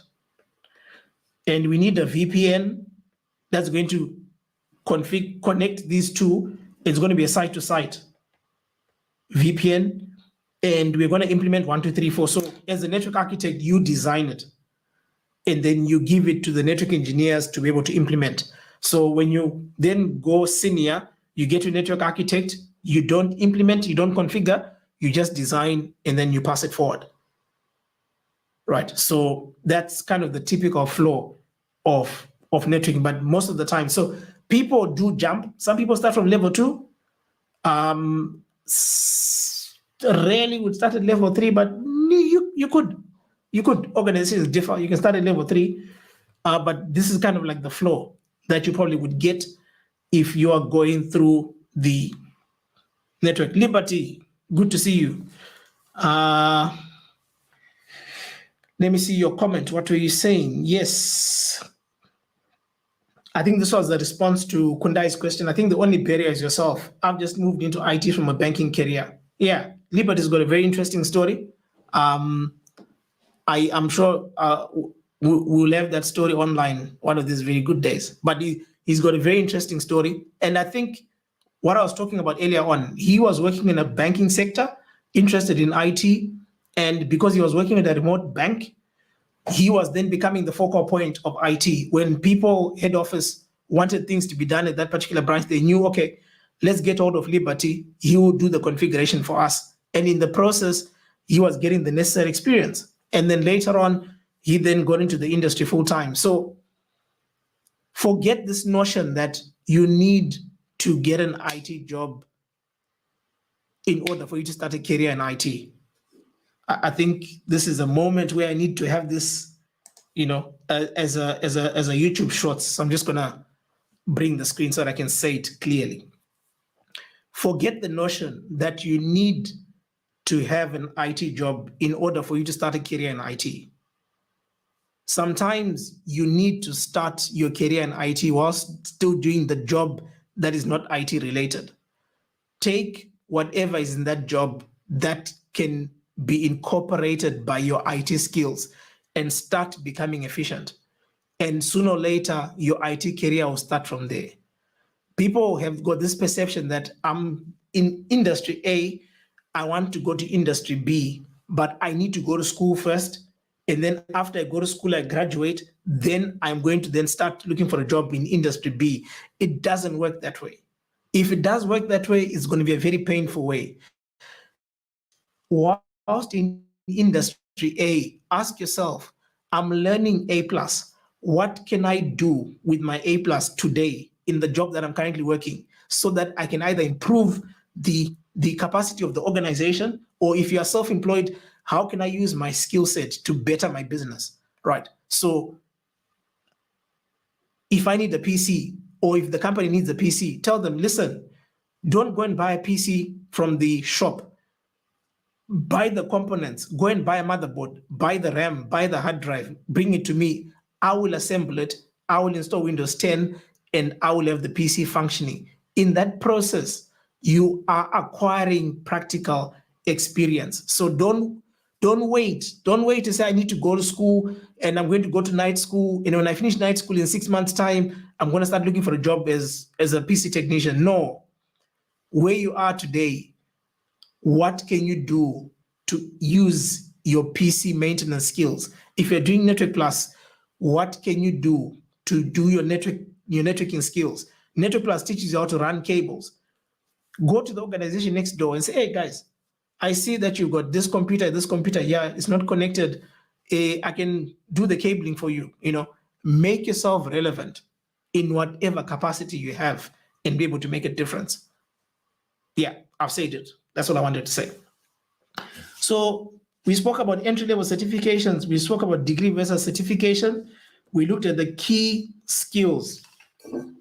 Now I'm going to share my story. For those who don't know, my journey in IT started 2001. I don't know why I keep on saying 20-something. 2001. And I was a recipient of a scholarship. And this scholarship was provided by someone who became my mentor and was generous enough to be able to train us. Now, this guy, I come from Zimbabwe, for those that are not aware. And those that know the history of my country, it has gone through challenges in the last 15 to 20 years. So this gentleman left the country, went to South Africa, to try and go for greener pastures. Unfortunately, life was tough for him at the beginning. He worked as a security guard, and somewhere along the lines, he managed to do CompTIA A+. And that certification changed his life. He worked in IT sales, and he decided, listen, I've managed to get this qualification called A+. It has made a difference in my life. Let me go back to my home country and let me find 10 students that I can train so that they don't have to go through what I have gone through struggling at the beginning. So he put together his small resources. He didn't have much, came back and went to one of the newspapers in the city and told them his story and said, I want to train 10 students. Can you please put an advert for me? They put an advert for him. He went to the radio station. Lo and behold, I stumbled across the advert in the newspaper that there was a scholarship for 10 students to be trained in CompTIA A+. I turned up, I think it was the following day or a few days after the advert, and about 500 people came for that interview. That's how bad things were. All right, 500 of us wanted just that one opportunity where 10 people could be trained free of charge. And I was fortunate to be one of the 10 students that were selected. So we did not learn in a fancy classroom. It was a flat converted into a classroom / office block. We were sharing one textbook amongst 10 students. So we used to take turns on who's going to take the textbook home. And this was before the days of computers. So there were no computers. There's no, I'll have a soft copy. No, there was only one hard copy. And we're sharing that one hard copy amongst the 10 of us. And why am I emphasizing the the fact that we're sharing one textbook amongst 10 students. There are some people who might be where I was 20 years back, and you think that the situation is hopeless, and you think that nothing is going to come out of your situation. And I stand here today as a testimony that 20 years back, I knew where I wanted to be. I did not know how I was going to get there, but in my mind, I knew. When I chose the path of certifications, I knew that they were not recognized extensively in my home country and in my home continent. But at the same time, I knew that at some point in the future, I want to work in the Western world and be able to use my skill set. And I knew that even though I might have had the certification back home and it was not as useful, there was going to come a time when it was going to be very relevant in my life. So it's not where you start. It's not the resources that you have when you start. It's the determination. And obviously, there is the divinity hand, but it is the determination and your will and your ability and your desire to succeed. That's going to be a combinating factor for you to then, make it to whatever destination you have set yourselves. There is no limitation to what you can achieve. But anyway, just a side talk. So we learn in this classroom, the 10 students and my mentor. And just a segue, later on, we're going to be talking about the goal setting and all these things along the lines. Before he taught us the technical side, he taught us how to communicate.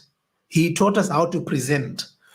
Why? Because he said, I don't want you to be graduates that go out and only know technical stuff. I want you to go out and have the ability to communicate. So what you are seeing now, the person that I am today, was what I learned in that dusty classroom.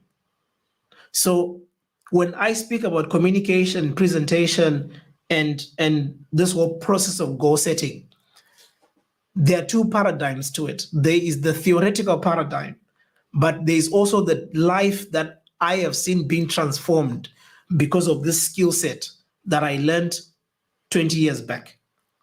So 2 months into our training, he was approached by one of the affluent colleges in the city, and they were starting to transition to A+, and they wanted someone to be a trainer for their A+ class. So they approached him to go and train the students for that particular institution, and they were willing to pay him. So he decided, you know what? He liked me and says, okay, I want you to accompany me to this college to go and train. Fantastic. I accompanied him. We went there the first week. I was his protege. Yes. I was under his wing. When he was training, I was watching and I was listening and everything else. And for some reason, he had to travel to South Africa the following week. So he asked me to take over the class during his absence. And that was the beginning of my first job. I trained my first class in CompTIA A+ and got 50% of the class certified before I had written the exam myself, because I could not afford the exam and I had to take over a classroom of students for A+, and I had to see them through. And because they could afford, they wrote the exam before me. So I taught them to go write an exam that I myself had never written, that I myself did not know the questions that were involved in the exam. What am I trying to say? We put limitations on ourselves sometimes on what we can and cannot do. I'm sure in 2022, there would have been an outrage. How dare you teach a PhD without a PhD degree? How dare you teach a bachelor's class without a bachelor's degree? But I taught my students, and at that time, I had about a 95% pass rate. Not that I'm trying to glorify anything, I'm just highlighting that there is nothing that you cannot do. my first job in IT was me working as a trainer. And I think I trained for about 3 years.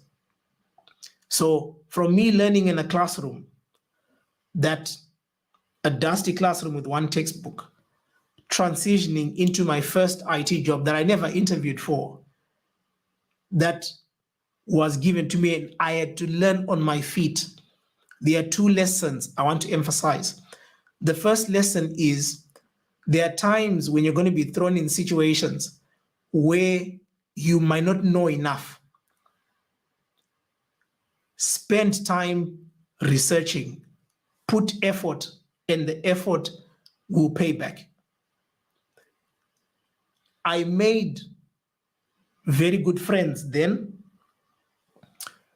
This weekend, in 2 days' time, I'm meeting one of my students that I taught 20 years back. We happen to be staying in the same city and we are catching up. And I haven't seen him for like 19 years, plus or minus. So people that I taught 2002, and I think he was in my second batch of the students that I taught. In total, I taught plus or minus 400 students. I then transitioned to go and work as an IT technician because I felt that I wanted to get into the industry and do hands-on skills. So that was my story in the IT industry. That was the entry point of my career in IT. I worked as a technician. I worked as a network technician, pulling cables through the ceilings, running conduits, all these things. And in the process, I learned a whole breadth of how the industry functions and how the industry works. So that's the part 1, right?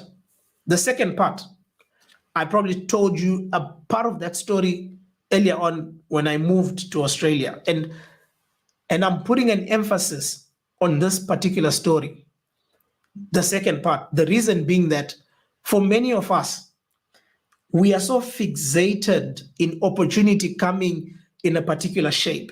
And when I'm saying we are so fixated in opportunity coming in a particular shape and form, is you will not accept any job as long as it's not a network engineer job if you want to be a network engineer. On my end, I have the mentality that I will take what's available now and we'll figure out the rest as we go along the way. That's how I view life.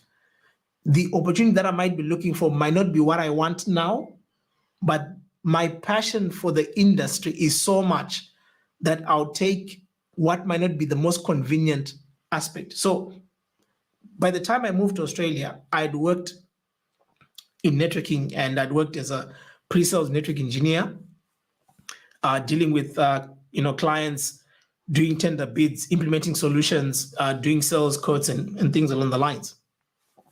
But when I moved here, my wife was doing a master's degree and I did not have the flexibility to choose the jobs that I might have wanted for my particular industry. That's the first one. The second one is I moved to a city called Perth, and Perth is not one of the biggest cities in Australia. And the challenge with cities like Perth is that you don't tend to find defined networking jobs or network engineer roles by themselves. It's now common, but 7 years back, that wasn't the case. So because most organizations are small, it will be network plus systems, right? So you do networks and you do systems, you do a combination. You could not find a pretty defined networking role. And as I told you, I worked as a call center agent, making calls, selling telco products. But I knew my passion was in IT. I knew my passion was in networking. And I was able to lift up my hand when an opportunity became available to be able to make myself useful.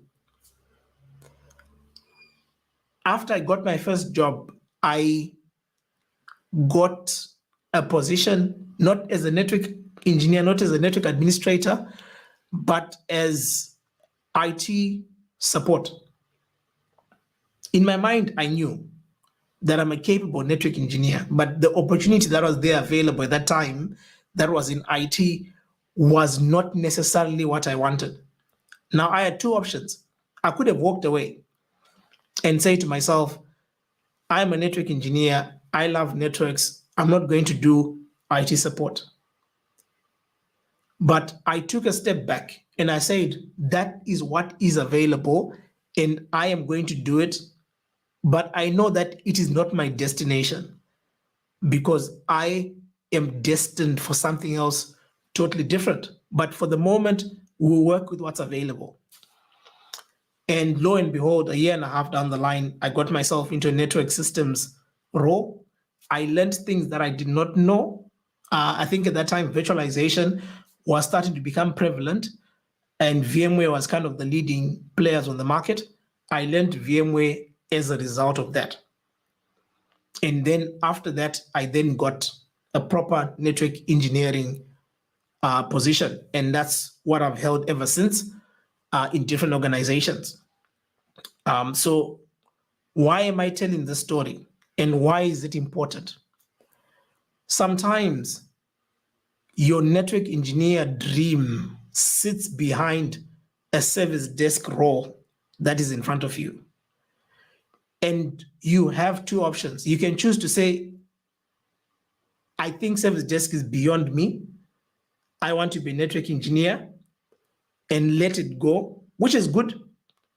But at the same time, your pathway to become a network engineer in that organization could be through that service desk role. So what is my point?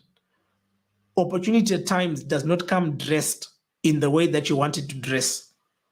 It does not come dressed as network engineer positions. So if you can't find a network engineer position, get yourself a service desk role, and then whilst working as a service desk role, lift up your hand and say, I also know networks, I also love networks, anything related, come and let me know. Have conversations with the networking guys and become their go-to person for the mundane things that they don't want to do. Lo and behold, when an opportunity opens up in the organization, you will be the first person to be able to jump in that particular position. In one of the next interviews, I'm going to be interviewing one of my colleagues at work who was working in the service desk area as a service desk administrator. And now he has been promoted to become an IT security engineer. Opportunity does not come dressed in the way that you want and expect it to be dressed. So I just wanted to share my story just so that we are kind of aware, that sometimes things don't come out the way that we might want, but don't lose hope. There's an opportunity behind. I always say everything happens for a reason and you can make the best out of every opportunity. So take whatever is there, make the best out of it, and let it be a stepping stone to where you want to be. Okay, so entry level, degree versus certification, key skills. I've finished off my story. If you've got any questions, I am willing to take any questions or explain anything further. And the last two that we're going to be looking at is job market and demand, right? What is available on the market at the moment and what is the demand that is there. And I'm going to, let me just erase that. And then once again, on the screen that I am sharing, I am going to look at, let me just see.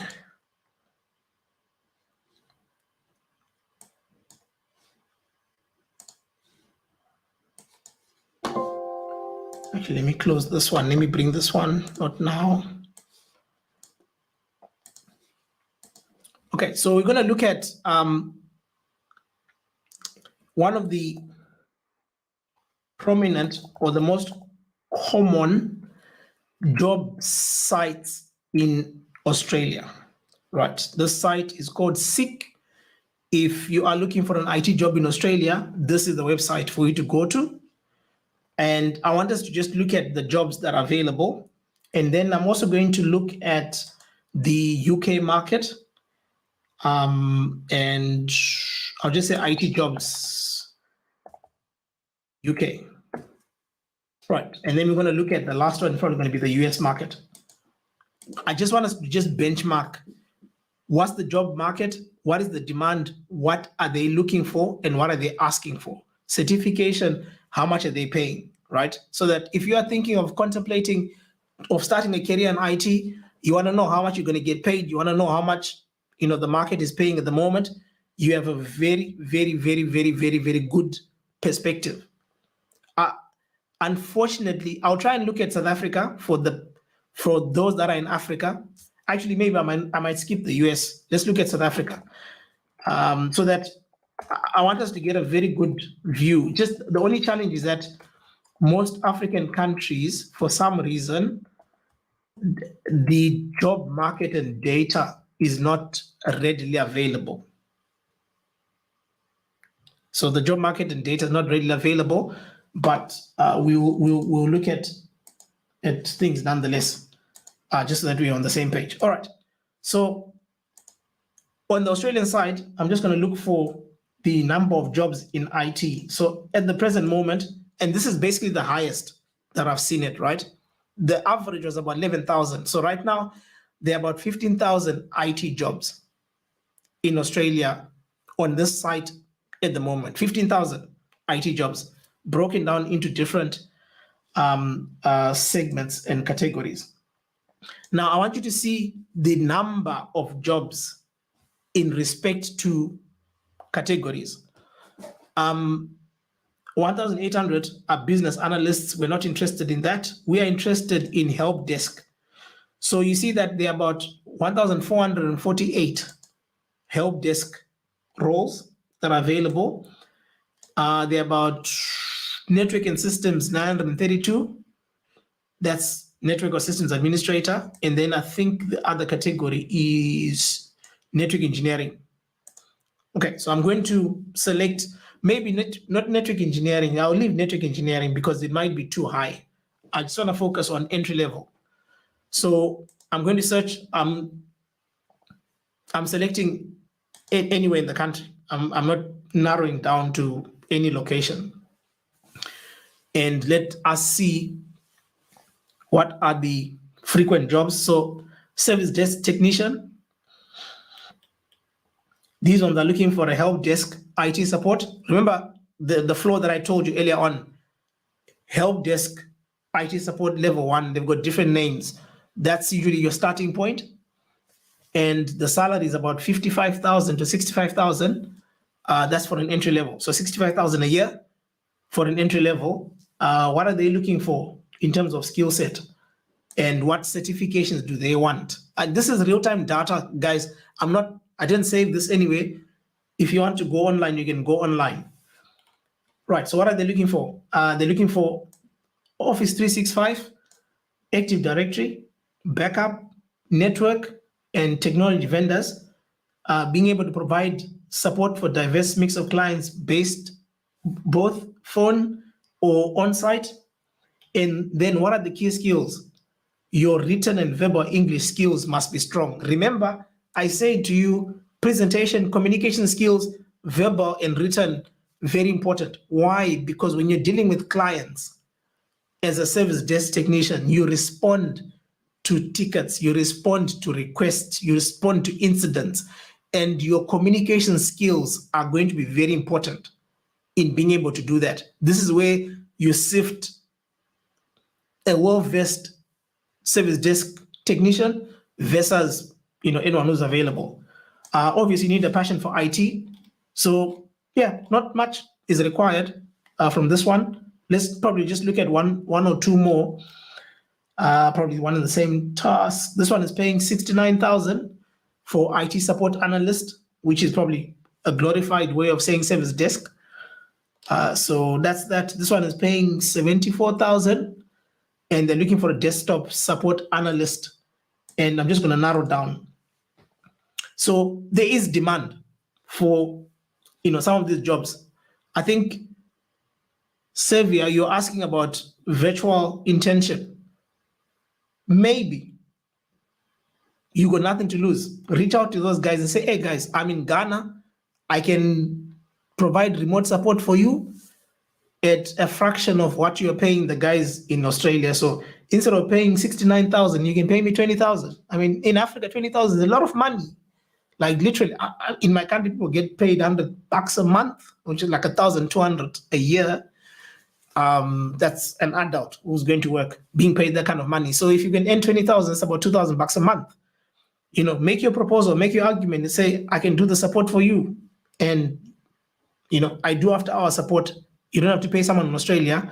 I've got very good internet. I can do the rest. So be entrepreneurial, be creative. And, who knows? But anyway, we're just looking at IT support analyst. So you're going to be doing level 1 and level 2. You need Windows and Google Workspace. Cool. What else do you need? You need to be a good team player and strong relationship building skills and tight deadlines. Yeah, nothing much, nothing fancy about it. And then we're going to look at that support desk analyst position. And then ownership of help desk tickets, providing on support, ability to monitor the network, server, and infrastructure. Remember, network plus, hardware, network plus, network, and then you've got infrastructure or cloud infrastructure. So the base foundation is very important. 90% of you are going to start at help desk. And at help desk, A+ is your champion. If you've got it, you're rock solid. If you don't have it, you're going to be a bit flaky. You go and do a degree, we're still going to meet at A+. Because after you do your degree, you still need to know what RAM is. You need to know what BIOS is. You need to know what jumpers are. You need to know what motherboards and how they function. You need to know what a CMOS battery is. And you only learn that in A+. There's no degree that's going to teach you CMOS battery. There's no degree that's going to teach you BIOS settings. I'm telling you now, if you got a degree that teaches you BIOS, let me know. I'm looking for it. But as far as I know, there's nothing on the market that's going to teach you hardcore group policy, PowerShell, and all other things that come along the lines. You are going to learn these things in certifications. So you can go do your degree, but we'll meet back in certifications. I'm not fighting degree. I've got a degree myself, right? So I'm not hating on degrees, but I'm just speaking the reality of life. So this is Australia. Let's look at the UK. I always look at Reed as my reference point. Reed.co.uk. So that's the one that I use if I want to benchmark what are the jobs available in the UK. So once again, we're looking for IT help desk. So, sorry, I forgot to look at security. Oh, there we go. So you got security trainee, no experience required. They're paying £24,000. My friends in the UK will tell you that's kind of a decent amount, right? £24,000. No experience, just for you to be an IT trainee for security. And what are you going to be taught? Or what are they looking for, really? Let's have a look and see what they're looking for on the security side. And they're looking for CompTIA A+ and CompTIA Network Plus. So there you have it, guys. This is not me. This is an advert asking for A+ and Network Plus. Why? Because they know that if you come with A+ and Network Plus, I can work with you because you got some fundamental understanding of how networks work and how PCs function. So I'm not speaking things out of my own heart. I'm speaking things from having dealt with the industry and having looked at job postings like this one and the skills that they're looking for. Most people are looking for A+ and Network Plus, and probably throw in a bit Security Plus inside, but they will teach you. So there we go. CompTIA Security plus. They'll provide the training for you, but you need to have A+ and Network Plus. So if you don't have A+, go and do A+. If you don't have Network Plus, we have just finished a bootcamp on Network Plus. I'm probably going to do a slower version because you see the challenge with bootcamps is that they kind of go at a fast pace. So most people get left out. So I'm probably going to come back again and start just spending a good amount of time just talking about OSI, talking about IP addresses and etc., just so that no one is left behind. But anyway, that's kind of an indication. So let's look at IT help desk. So let's say IT help desk. Let's see how many jobs are available. So IT help desk support. And then we're going to search. So in the UK, there are 23,000 IT jobs as of today. 23,000 IT jobs. 23,000. I'll say that again. 23,000 IT jobs that have not been filled, that they're looking for people. And one of the number one certifications is A+ and Network Plus and Security Plus. So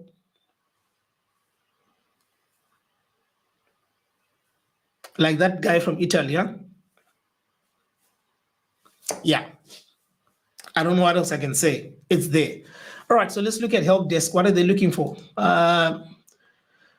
They're paying 24,000.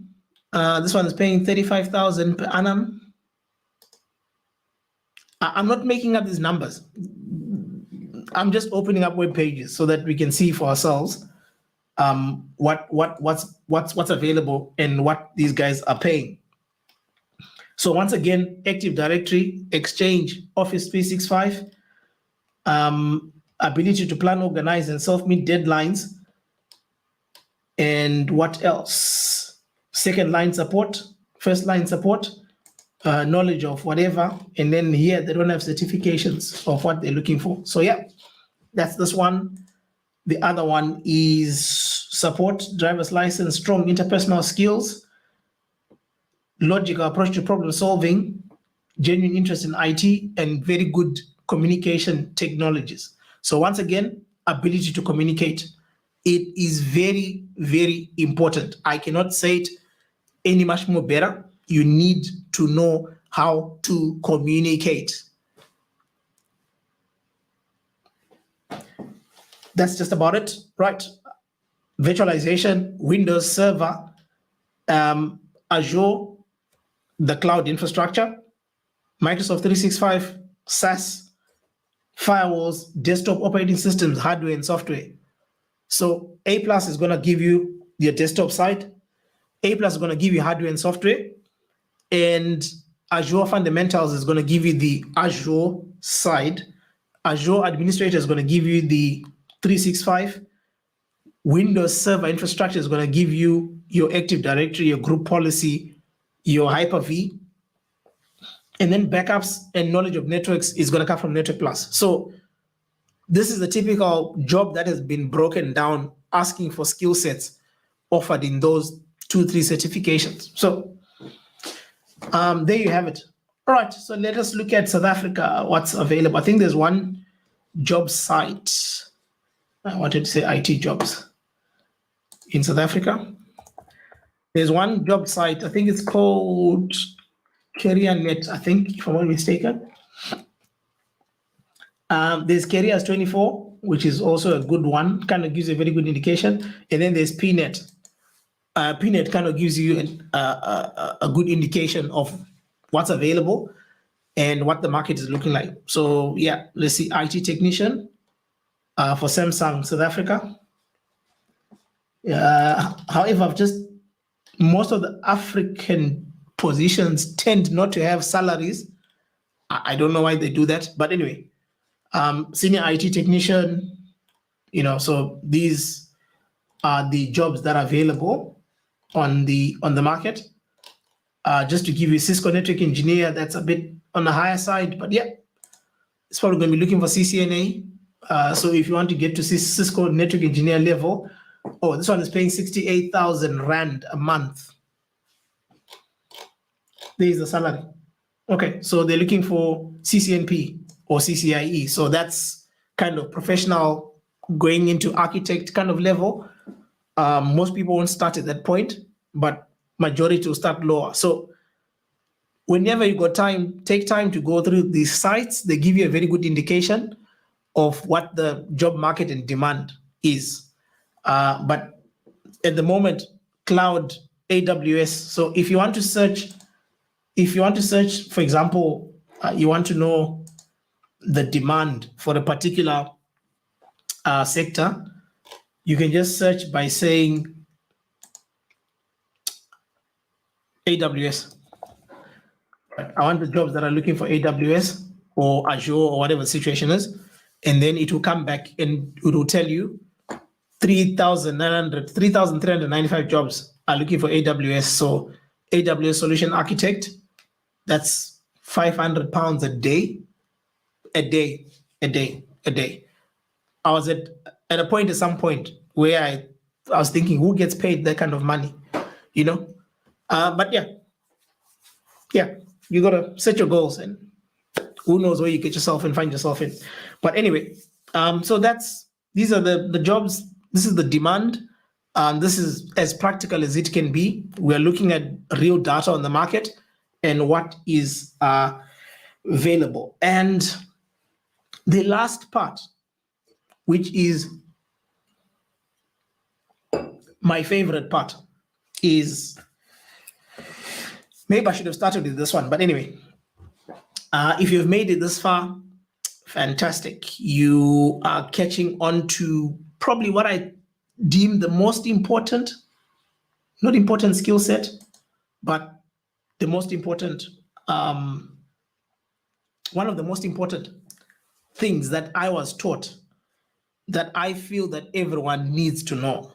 And I'm going to, very simple acronym, SMART, which is specific, measurable, attainable, realistic, and time-oriented. That's what the acronym stands for. And then that's number one. And then number two is going to be gatekeepers.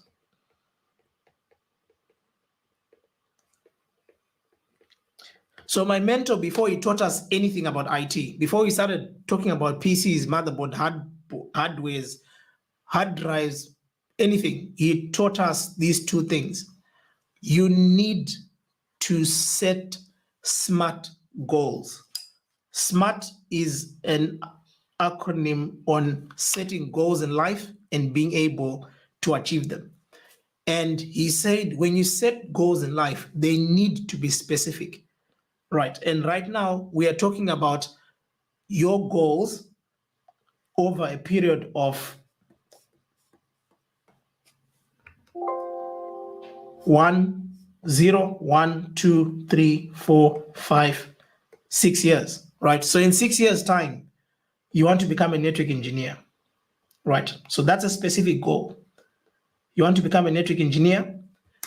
But for you to become a network engineer, you can't just wake up today and become a network engineer, right? I can't just wake up, I can't finish this class now, and by the click of a finger, I'm in Zimbabwe in the next 2 minutes. Unless if I'm from Malawi, then maybe I might have the magic to do that. But for most of us, that is not feasible. I have to book a ticket to either catch a flight or catch a boat. In that boat, there's no direct flight from here to Harare. So I have to fly from either here to Singapore to Joburg to Harare, or I can go via Dubai. The point I'm emphasizing is my goal is to get to Harare. But between me and Harare, there are certain steps that I have to take. And these steps are very small and they're very specific. So the first step is I might have to pack my bag. I might have to get my passport. I might have to catch an Uber to get to the airport. And then from the airport, I'm going to catch a flight. And the flight is going to take me to a destination, and I'm then going to connect. This is the same with the plans that we make in life. You might want to be a network engineer in 5 years' time, But between now and 5 years' time, what do you need to learn? What certifications do you need to complete in order for you to be ready to become a network engineer? So let's break it down. Right, so let's say you are a slow learner and you say, okay, fine, year one, we're going to do A+,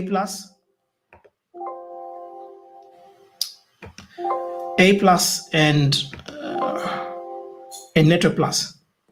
So year one, we're doing A+ and Network Plus. Year two, we're doing CCNA. Year three, we're doing CCNP, right? And then 4 and 5, we're not doing anything. We are learning, or rather say we're gaining experience. So being able to have SMART goals, it means that your goal is specific, and between the goal and now you have steps that you want to achieve that are very precise, that you can implement, and you can be able to verify the progress. So in year one, if the first 12 months finish and I haven't done my A+ and my Network Plus, it basically means that I'm not tracking correctly on achieving the goal that I want to achieve. There is no, okay, I don't know what happened. Anyway, there is no, fantasy that somewhere along the lines, things are just going to happen by themselves without much input. So being able to set specific goals allows you to be able to spread them and have them specific. The second part is measurable. Your goals need to be measurable. In this example, I say the first 12 months, A+, Network Plus. The second 12 months, CCNA. The third 12 months, CCNP. The goals are measurable. It means if I get to year number 3 and I don't have CCNP, I know I've either succeeded or I've failed. There's no two ways about it. There's no doubt. It's very specific, it's very measurable, it's very precise. So you need to be able to set goals for yourself. What do you want to achieve in the next 12 months? What do you want to achieve in the next 6 months? People come to me and say, hey, can you please mentor me? Okay, fantastic. I come back, okay, fine. So what's your plan in the next 6 months? What do you want to achieve? I'm not so sure. What certification do you want to do? I don't know. You have to,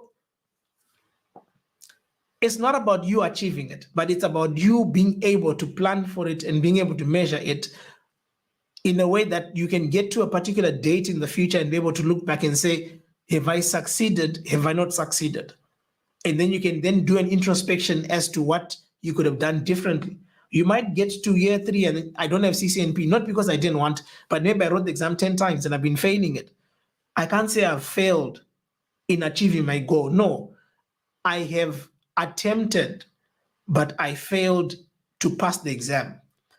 But if I go to year 3 and I never opened a CCNP book, then clearly I have failed on the goals that I wanted to achieve because I never opened up a textbook. So your goals must be specific, they must be measurable.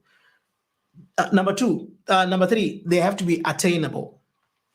Now, I gave a very good spread of 5 years to become a network engineer, but imagine if I set year 1 as my achievement to become a network engineer.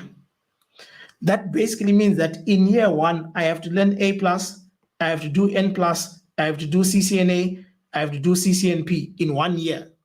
Now, that is not going to be practical.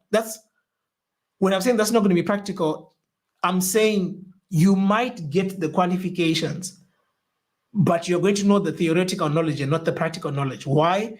Because you don't have the amount of time for you to be able to put all the technologies in play. And if you came before me for an interview and you did A+, Network Plus, CCNA, CCNP in 1 year, then clearly that's very, very, very, very, very, very big red flags that are popping up.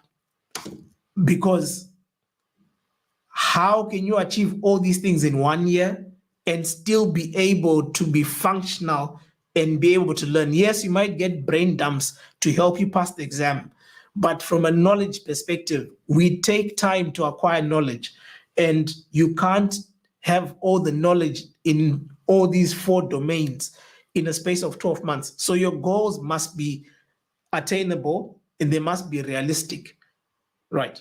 Realistic to be able to achieve. And then the last part, they have to be time oriented. Hi, Savage. Welcome. If you've got any questions, any comments, please don't hesitate. Just, you know what to do, just post. So time-oriented is, if your goals don't have a timeline, how do you know if you have failed to achieve or you have succeeded to achieve them? Because you've got nothing to measure against. You can only measure something that's got a time frame, right? If I want to get to a place by a particular time, my success or failure to achieve my objective is going to be determined by the fact that, was I there before 2 or not? When I started this class, my objective was to be here on Tuesdays and Thursdays between 9 and 12. And when I reflect back, my success or failure is going to be based on, was I online on Tuesdays and on Thursdays at 9 p.m. If I was not online at 9 p.m., I failed. If I was online by 9 p.m., I succeeded. It's simple. When you got time-oriented goals, you can measure. So I plead with you. This is one of those moments where I need to cross over and go to the main screen, because I feel like I might need to convert this part to something that is very short. So I plead with you that set goals that are specific. This concept of goal setting has been a foreign concept to people in IT, right? We kind of think of it from either an entrepreneurial perspective, from a business perspective, but we haven't really taken time to realize that we can set goals on the things that we want to achieve using the same mechanism of the SMART goals. We can set goals that are specific on what certification we want to acquire, and not only that, what position you want to have at a particular time frame. If you speak to those who are in the motivational space, they'll tell you that there is power in writing down. Just writing down what you want to be in 10 years' time, what you want to be in 5 years' time, even if you don't know how you're going to get there. So I plead with you, learn how to set SMART goals, not to try and come up with some new Facebook or trying to create, the next big idea. No, just to guide you on the career that you want to build, what you want to be in 5 years' time, what you want to be in 10 years' time. I know it might be difficult to think that far, but at least the next 3 years, what certification do you want to have? Do you want to have A+? Do you want to have Network Plus? Do you want to have A+, Network Plus, and Security Plus? And on top of that, you want to do your CCNA. So now you've got 4 certifications. Which ones are you going to focus in the first year? Maybe the first year, A+ and Network Plus. In the second year, Security Plus. In the third year, CCNA. In the end, in 3 years' time, you're going to achieve or arrive at a destination. And the question is, when you get to that destination, are you going to have the certification that you plan to have or not? That is going to be the deciding factor. And always have a time frame to your goals. Without a time frame, you can't measure. And when you can't measure, you don't know whether you've succeeded or not, because you have not measured. And the last part, this is the last part. The last part is about gatekeepers. And this was by far the greatest lesson that I ever learned from my mentor. And he said, gatekeepers, when you think about a gatekeeper, right, most of us think about security guards. And when you think about a security guard, or probably a receptionist, those are the 2 gatekeepers that are the most prominent ones. If you come from where I come from, right? And if you come from where I come from, security guard is king. Like literally, the security guard can stop you from seeing the CEO. Because if he says to you, you're not going to go past that gate, you're not going in, right? So most people tend to frown down on security guards and they think that they're not important.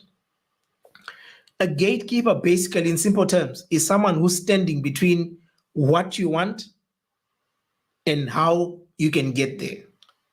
Right. So, like I said, gatekeepers can be security guards, they can be receptionists. Those are two perfect examples. So most people tend to frown upon security guards and they think that they're not important. So when you get to the gate, you're like, I need to see the CEO, And then obviously the normal question they usually ask is, do you have an appointment?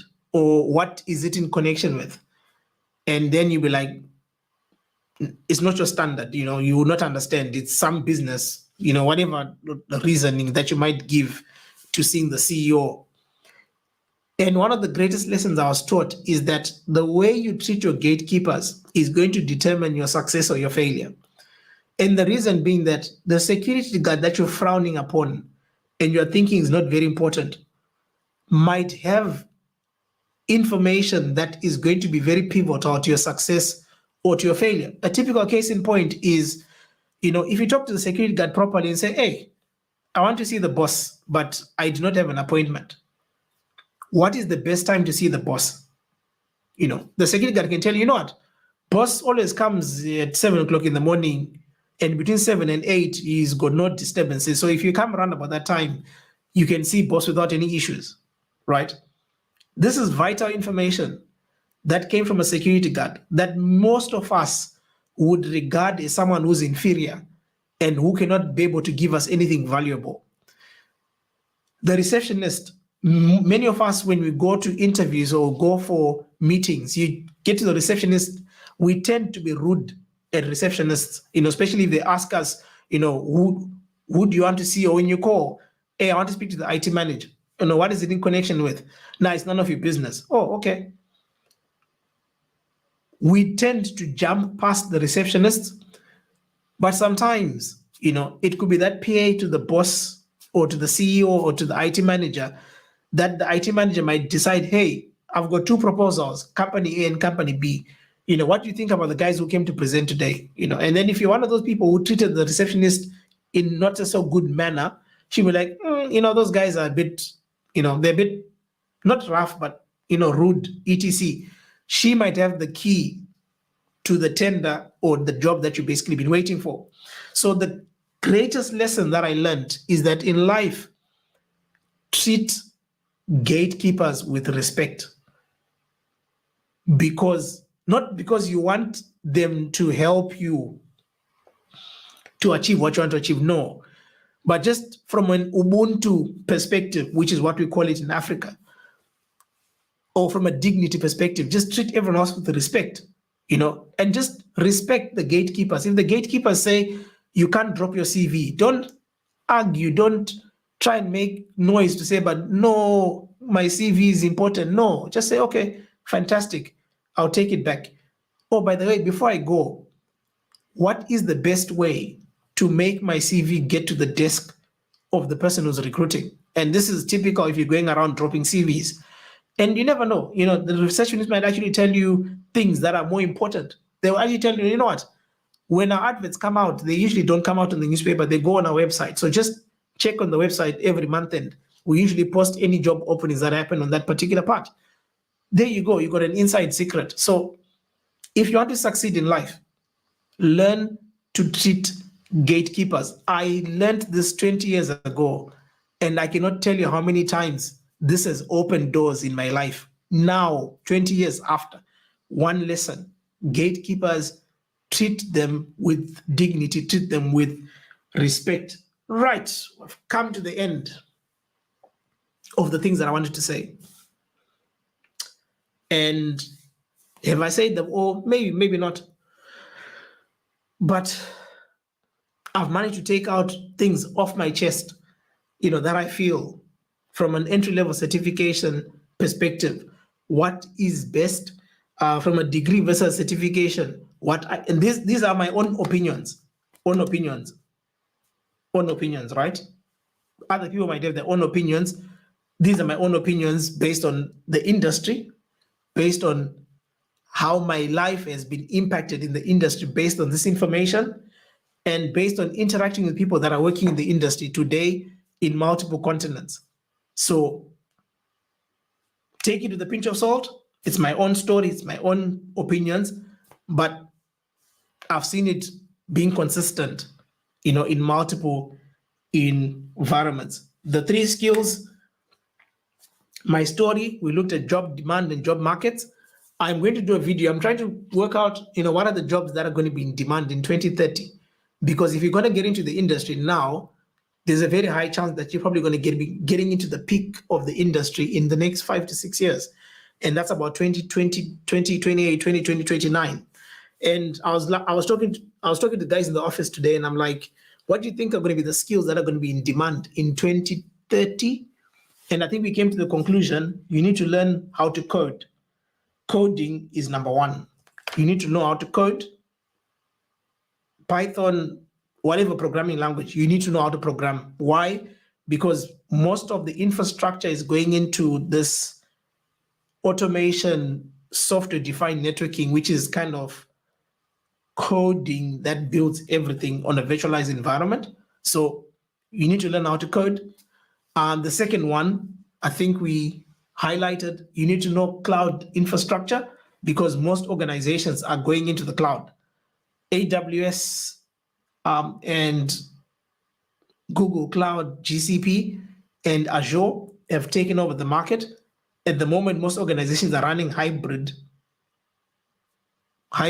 solutions where they've got some on-prem infrastructure and data center and on-cloud infrastructure, but most people are going into the cloud. So in the next 5 to 8 years, a huge number of organizations are not going to have data centers on site. Everything is going to be sitting in the cloud.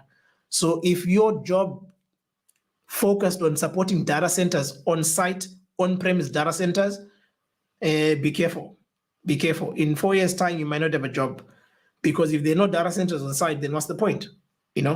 Networks are changing. They're going software defined as well. So if all the networks are not sitting on-prem, they're sitting in the cloud, so we can't predict what the next next 8 years will look like, but we can kind of imagine and be able to prepare for it. So that was that. And I think cybersecurity skills are also very important. Why? Because we are in an information age where everything we deal with is technology-based. iPhones, I've got this guy that I haven't opened, Amazon Echo Dot, Alexa. Alexa is, full automation, software automation.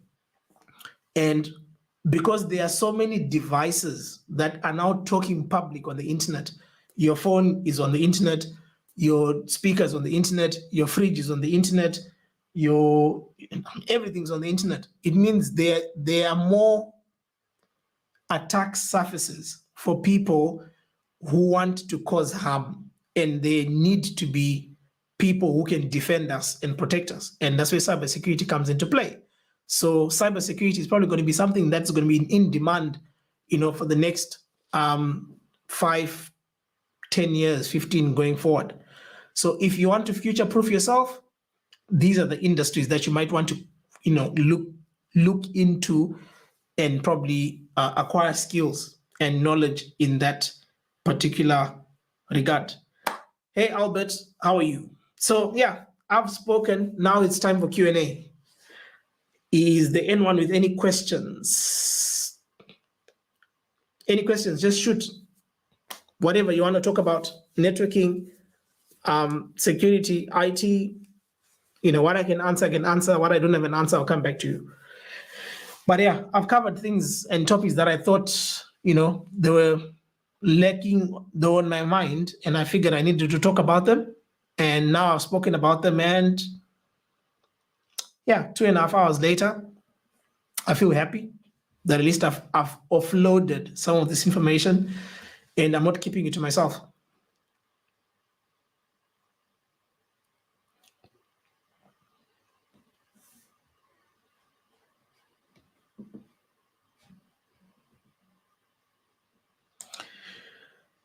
All right, other than Aman who spoke about CCNA, any other course that you guys feel, we can cover, or certain areas? Oh, yes, Liberty. Let's look at that question. At what point should one consider studying for CISP? If you have if you have a job as a security engineer, IT security engineer, and you've probably been working in that role for at least 2 years, then you can start thinking about CISP. Other than that, I don't think CISP is worth doing before that. That's just personally me. The reason being that the things that are covered in, I think one of the pre-requirements, let me just go onto the CISP website. One of the requirements for CISP, if I'm not mistaken, is you must have worked in the industry before. So let me just erase that. I think they need 5 years experience, if I'm not mistaken.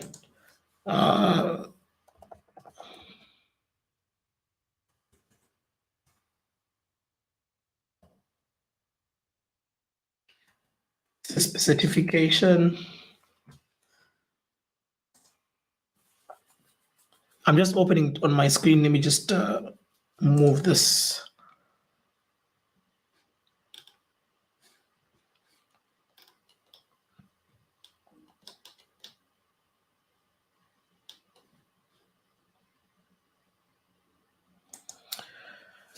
Right, so let's have a look at ICS2.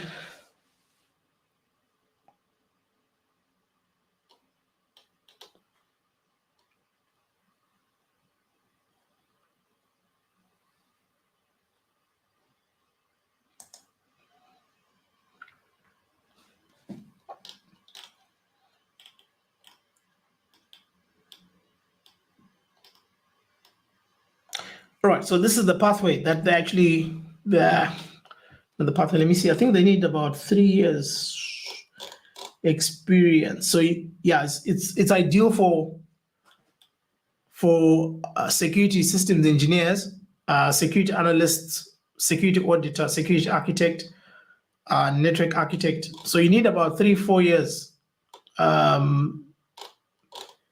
minimum. If I can find, let me just look at CISP requirements.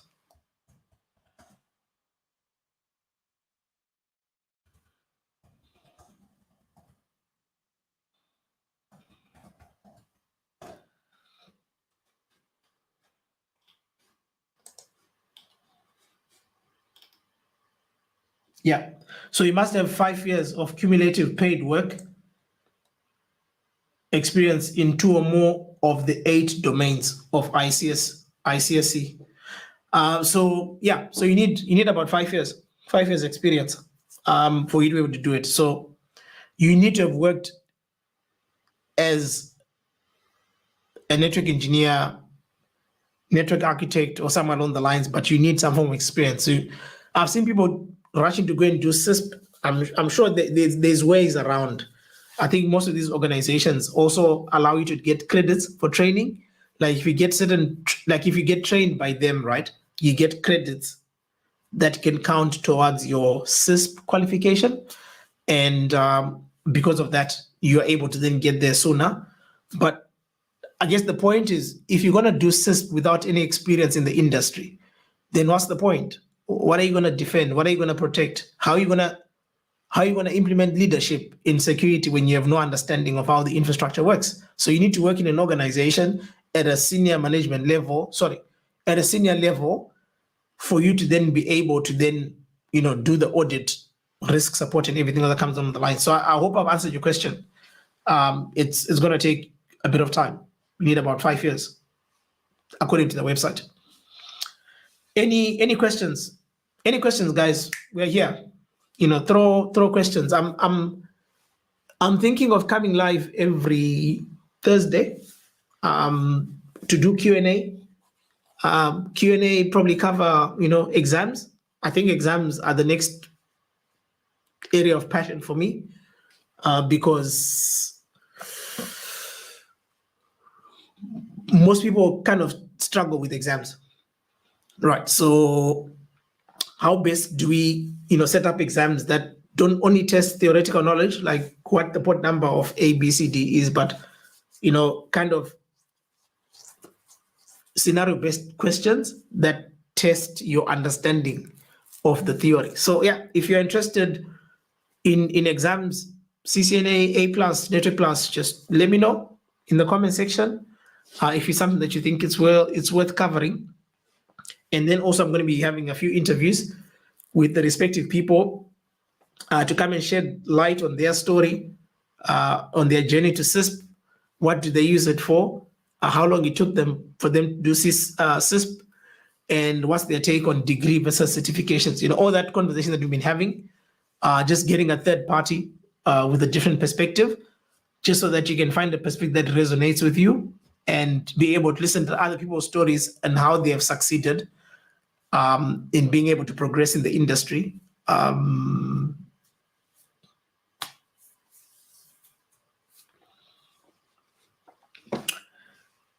Right, another question. After CCNA, how would you prepare yourself for a job, seeing that most jobs want you to have some year plus experience? Okay. All right, so I'm going to demonstrate using my own environment. Let me see. I'm going to demonstrate using my own environment. I want to give you practical, no theory, no nothing, practical. Unfortunately, or fortunately, I don't know whichever of the two.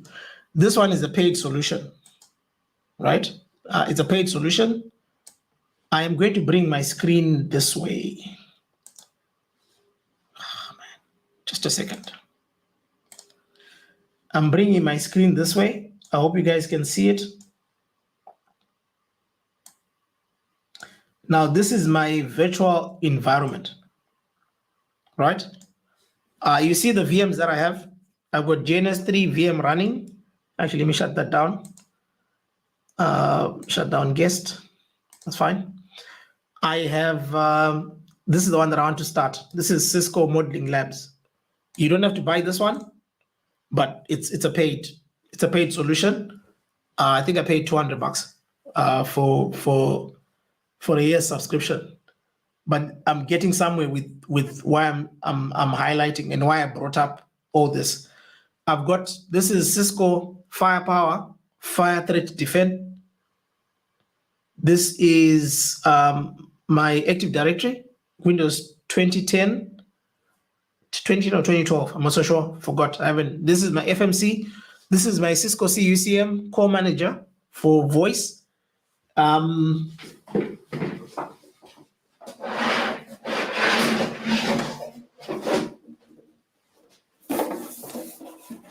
This box that you see here, if you can still hear my voice, this is my voice gateway. Right, this is my voice gateway.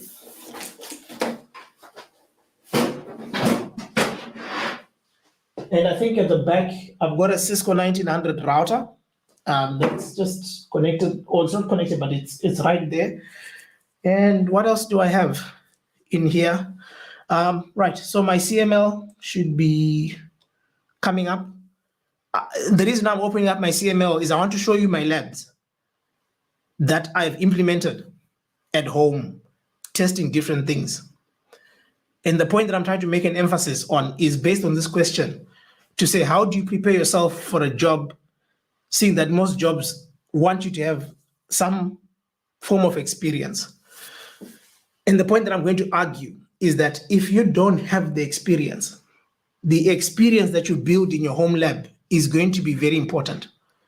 And your ability to be able to lab things and be able to articulate that information and translate it into an interview and demonstrate that indeed you know is going to make a huge difference. So people tend to quantify experience in the context of getting a job and working on the market.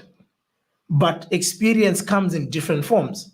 Your home lab at home could actually be your experience, and that's all that you basically need. The reason being that, you see, whilst this one is still coming up, probably going to take a bit of time.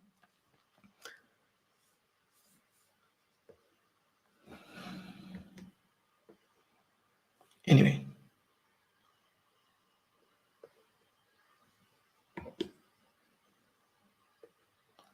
Okay, there we go.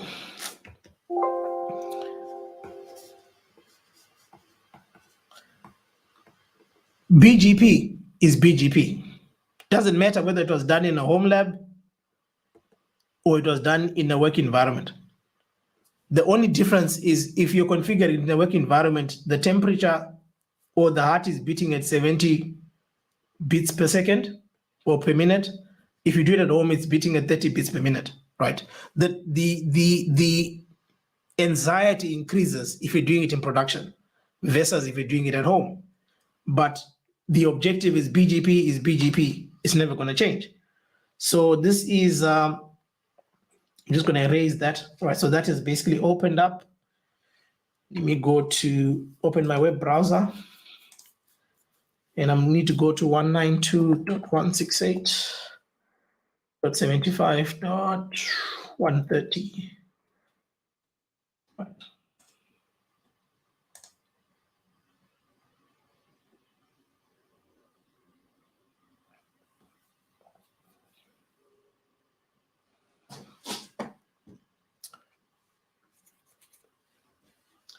Okay, so this is why does it seem like it has lost everything? Just a second.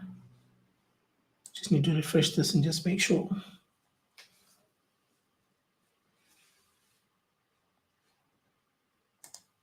Okay, looks like it might have crashed.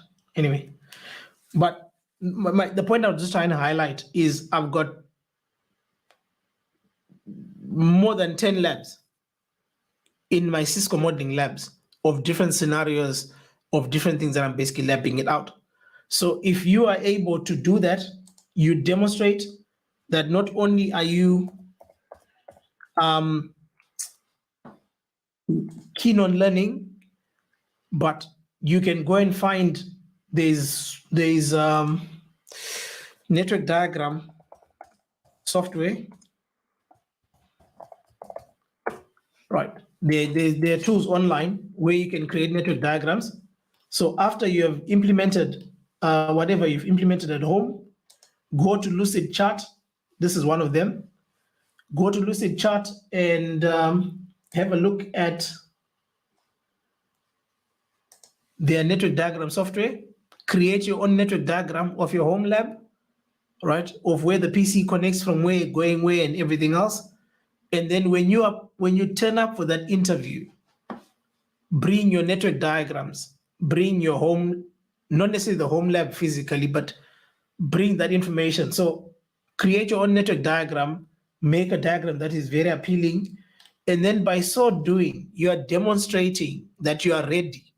Yes, you might not have had a job. Remember I said to you earlier on, don't wait for the formal job for you to then get the experience that you want.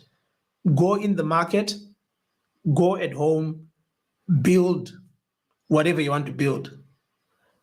The greatest innovators in life do not wait for something magnificent. They don't wait for funding to happen. Funding finds them in the process. Same thing with IT people. Don't wait for a job to gain experience. Let the job find you already gaining experience along the way. And that experience just needs to be documented. So if I were to give advice, I would say document your experience in a much better way. I think I got someone who I think I got a CV recently for someone who was looking for a job. And I think they did a very good job documenting their lab experience so that people could be able to have a perspective of what they were capable of doing. So that's my take on that. Don't wait for the job. Let the job find you with some experience. And network diagrams they're very, and this is very good. This is very simple software. Like literally, it's just drag and drop. And I'm yet to see a candidate who has come to an interview that I've interviewed them, and this is free, who has come to an interview I think I might have created an account before. Anyway, yeah. So you could just sign up for free and you get up and running, and then you can be able to draw network diagrams and then show your network diagram in the next interview and say, hey, this is what I could do. And you put IP addresses, you put even if the things are fake, it's your home network diagram anyway. So why does it matter? You know, I have, let's see. Yeah, so practice, home lab, provide your home lab to be able to validate, you know, the information that you know. Let me see if this one has come up. Now it's asking me for a password.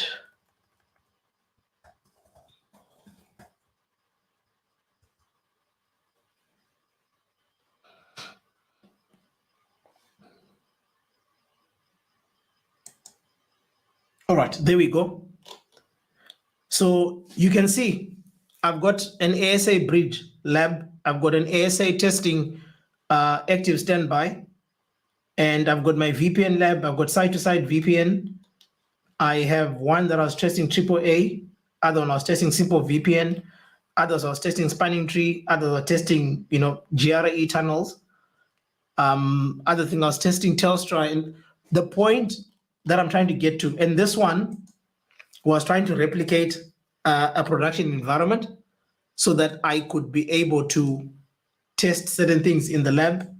And if I want to make changes in what's going to happen in production, I could be able to do that, you know. And I know, okay, fine, I've got my internet link. I've got, and the good thing with this is I can actually connect it to my home internet, and I can actually go to the internet via that, right? So I have basically a full functional lab, and this is about $200.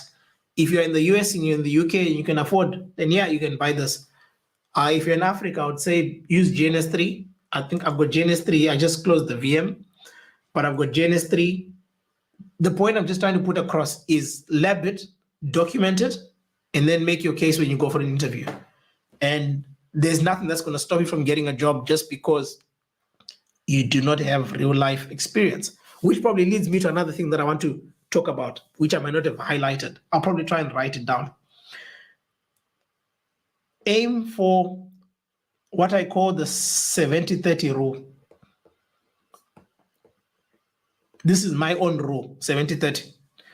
And my 70-30 rule is whenever you're going for a job application, interview, or future job, try and aim knowing 70% of the technologies and know nothing about 30% of the other technologies. That's the only way you grow. Because if you go into the next role without knowing 30% of whatever they require you to know, you're going to be forced to learn the 30%. And in the process, you're going to then master that 30%. And if you make this consistent as you progress on different jobs, you're always going to push yourself. You know, so I always try and say, if I'm going to apply for a role, I must have things that the role wants that I don't know. And I'm not going to lie that I know them. No, I'm going to tell them, you know, this thing I don't know, but give me time, I'll find out and I'll learn about it and I'll be comfortable with it. And I can tell you the first days are very painful because as with anything, the learning curve is always painful. But a month, 2 months down the line, you look back and you're like, so this is what I was afraid of, you know? And you can look back. So yes, it's a long answer to the question, but lo and behold, don't wait for the job to gain experience. Let experience find you along the way to your job. Any other questions? Anyone else? Going once? Going twice? Taken. Right. 3 hours precise. I wanted it to last this long because I felt I had a lot to talk about and I've taken a lot out, but I know that you might have plenty of questions, so don't hesitate. If you are doing a degree program, don't drop it and jump out. No, I never say that. But just be mindful that there are things that you're going to need to know before your degree finishes that might not be covered in the degree. So start preparing about knowing those things whilst you're still doing the degree. So if your degree doesn't have certifications like A+, whilst in your second year, start doing your A+. Whilst in your third year, start doing your Network Plus. So by the time you finish your degree, you got degree plus A+, plus Network Plus.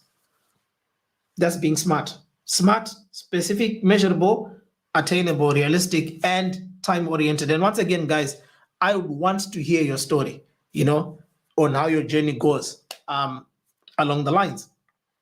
I am still in touch with majority of my students that I taught from the very first class, 21 years back. Every time I visit the UK, I've got 2 students that I always make sure that I pass through and visit, that I basically taught. So I love hearing their story. I love hearing your stories. One of the guys is a principal network engineer for United Airlines, and the other one was working for Bloomberg. I taught them way back. We always laugh about the technologies that we were talking about, 10 base 5 and 386 CPUs and stuff like that. But yes, that's the beauty of it. I would want to hear your story. I'm here to help as much as I can and be able to give you, advice. But I think I've dumped a lot of information in this video. So I'm very happy that at least the information is now public. And yeah, let's see how things will go. So this is the end of our 6 weeks, 12 lessons, 12 days bootcamp. Let me know what you think. And it was a pleasure being with you for the last 6 weeks. And I hope we meet again as we look at another course. This is not the beginning and this is not the end. There's more to come and there's going to be more interaction. So once again, thank you for watching and I'll see you in the next one.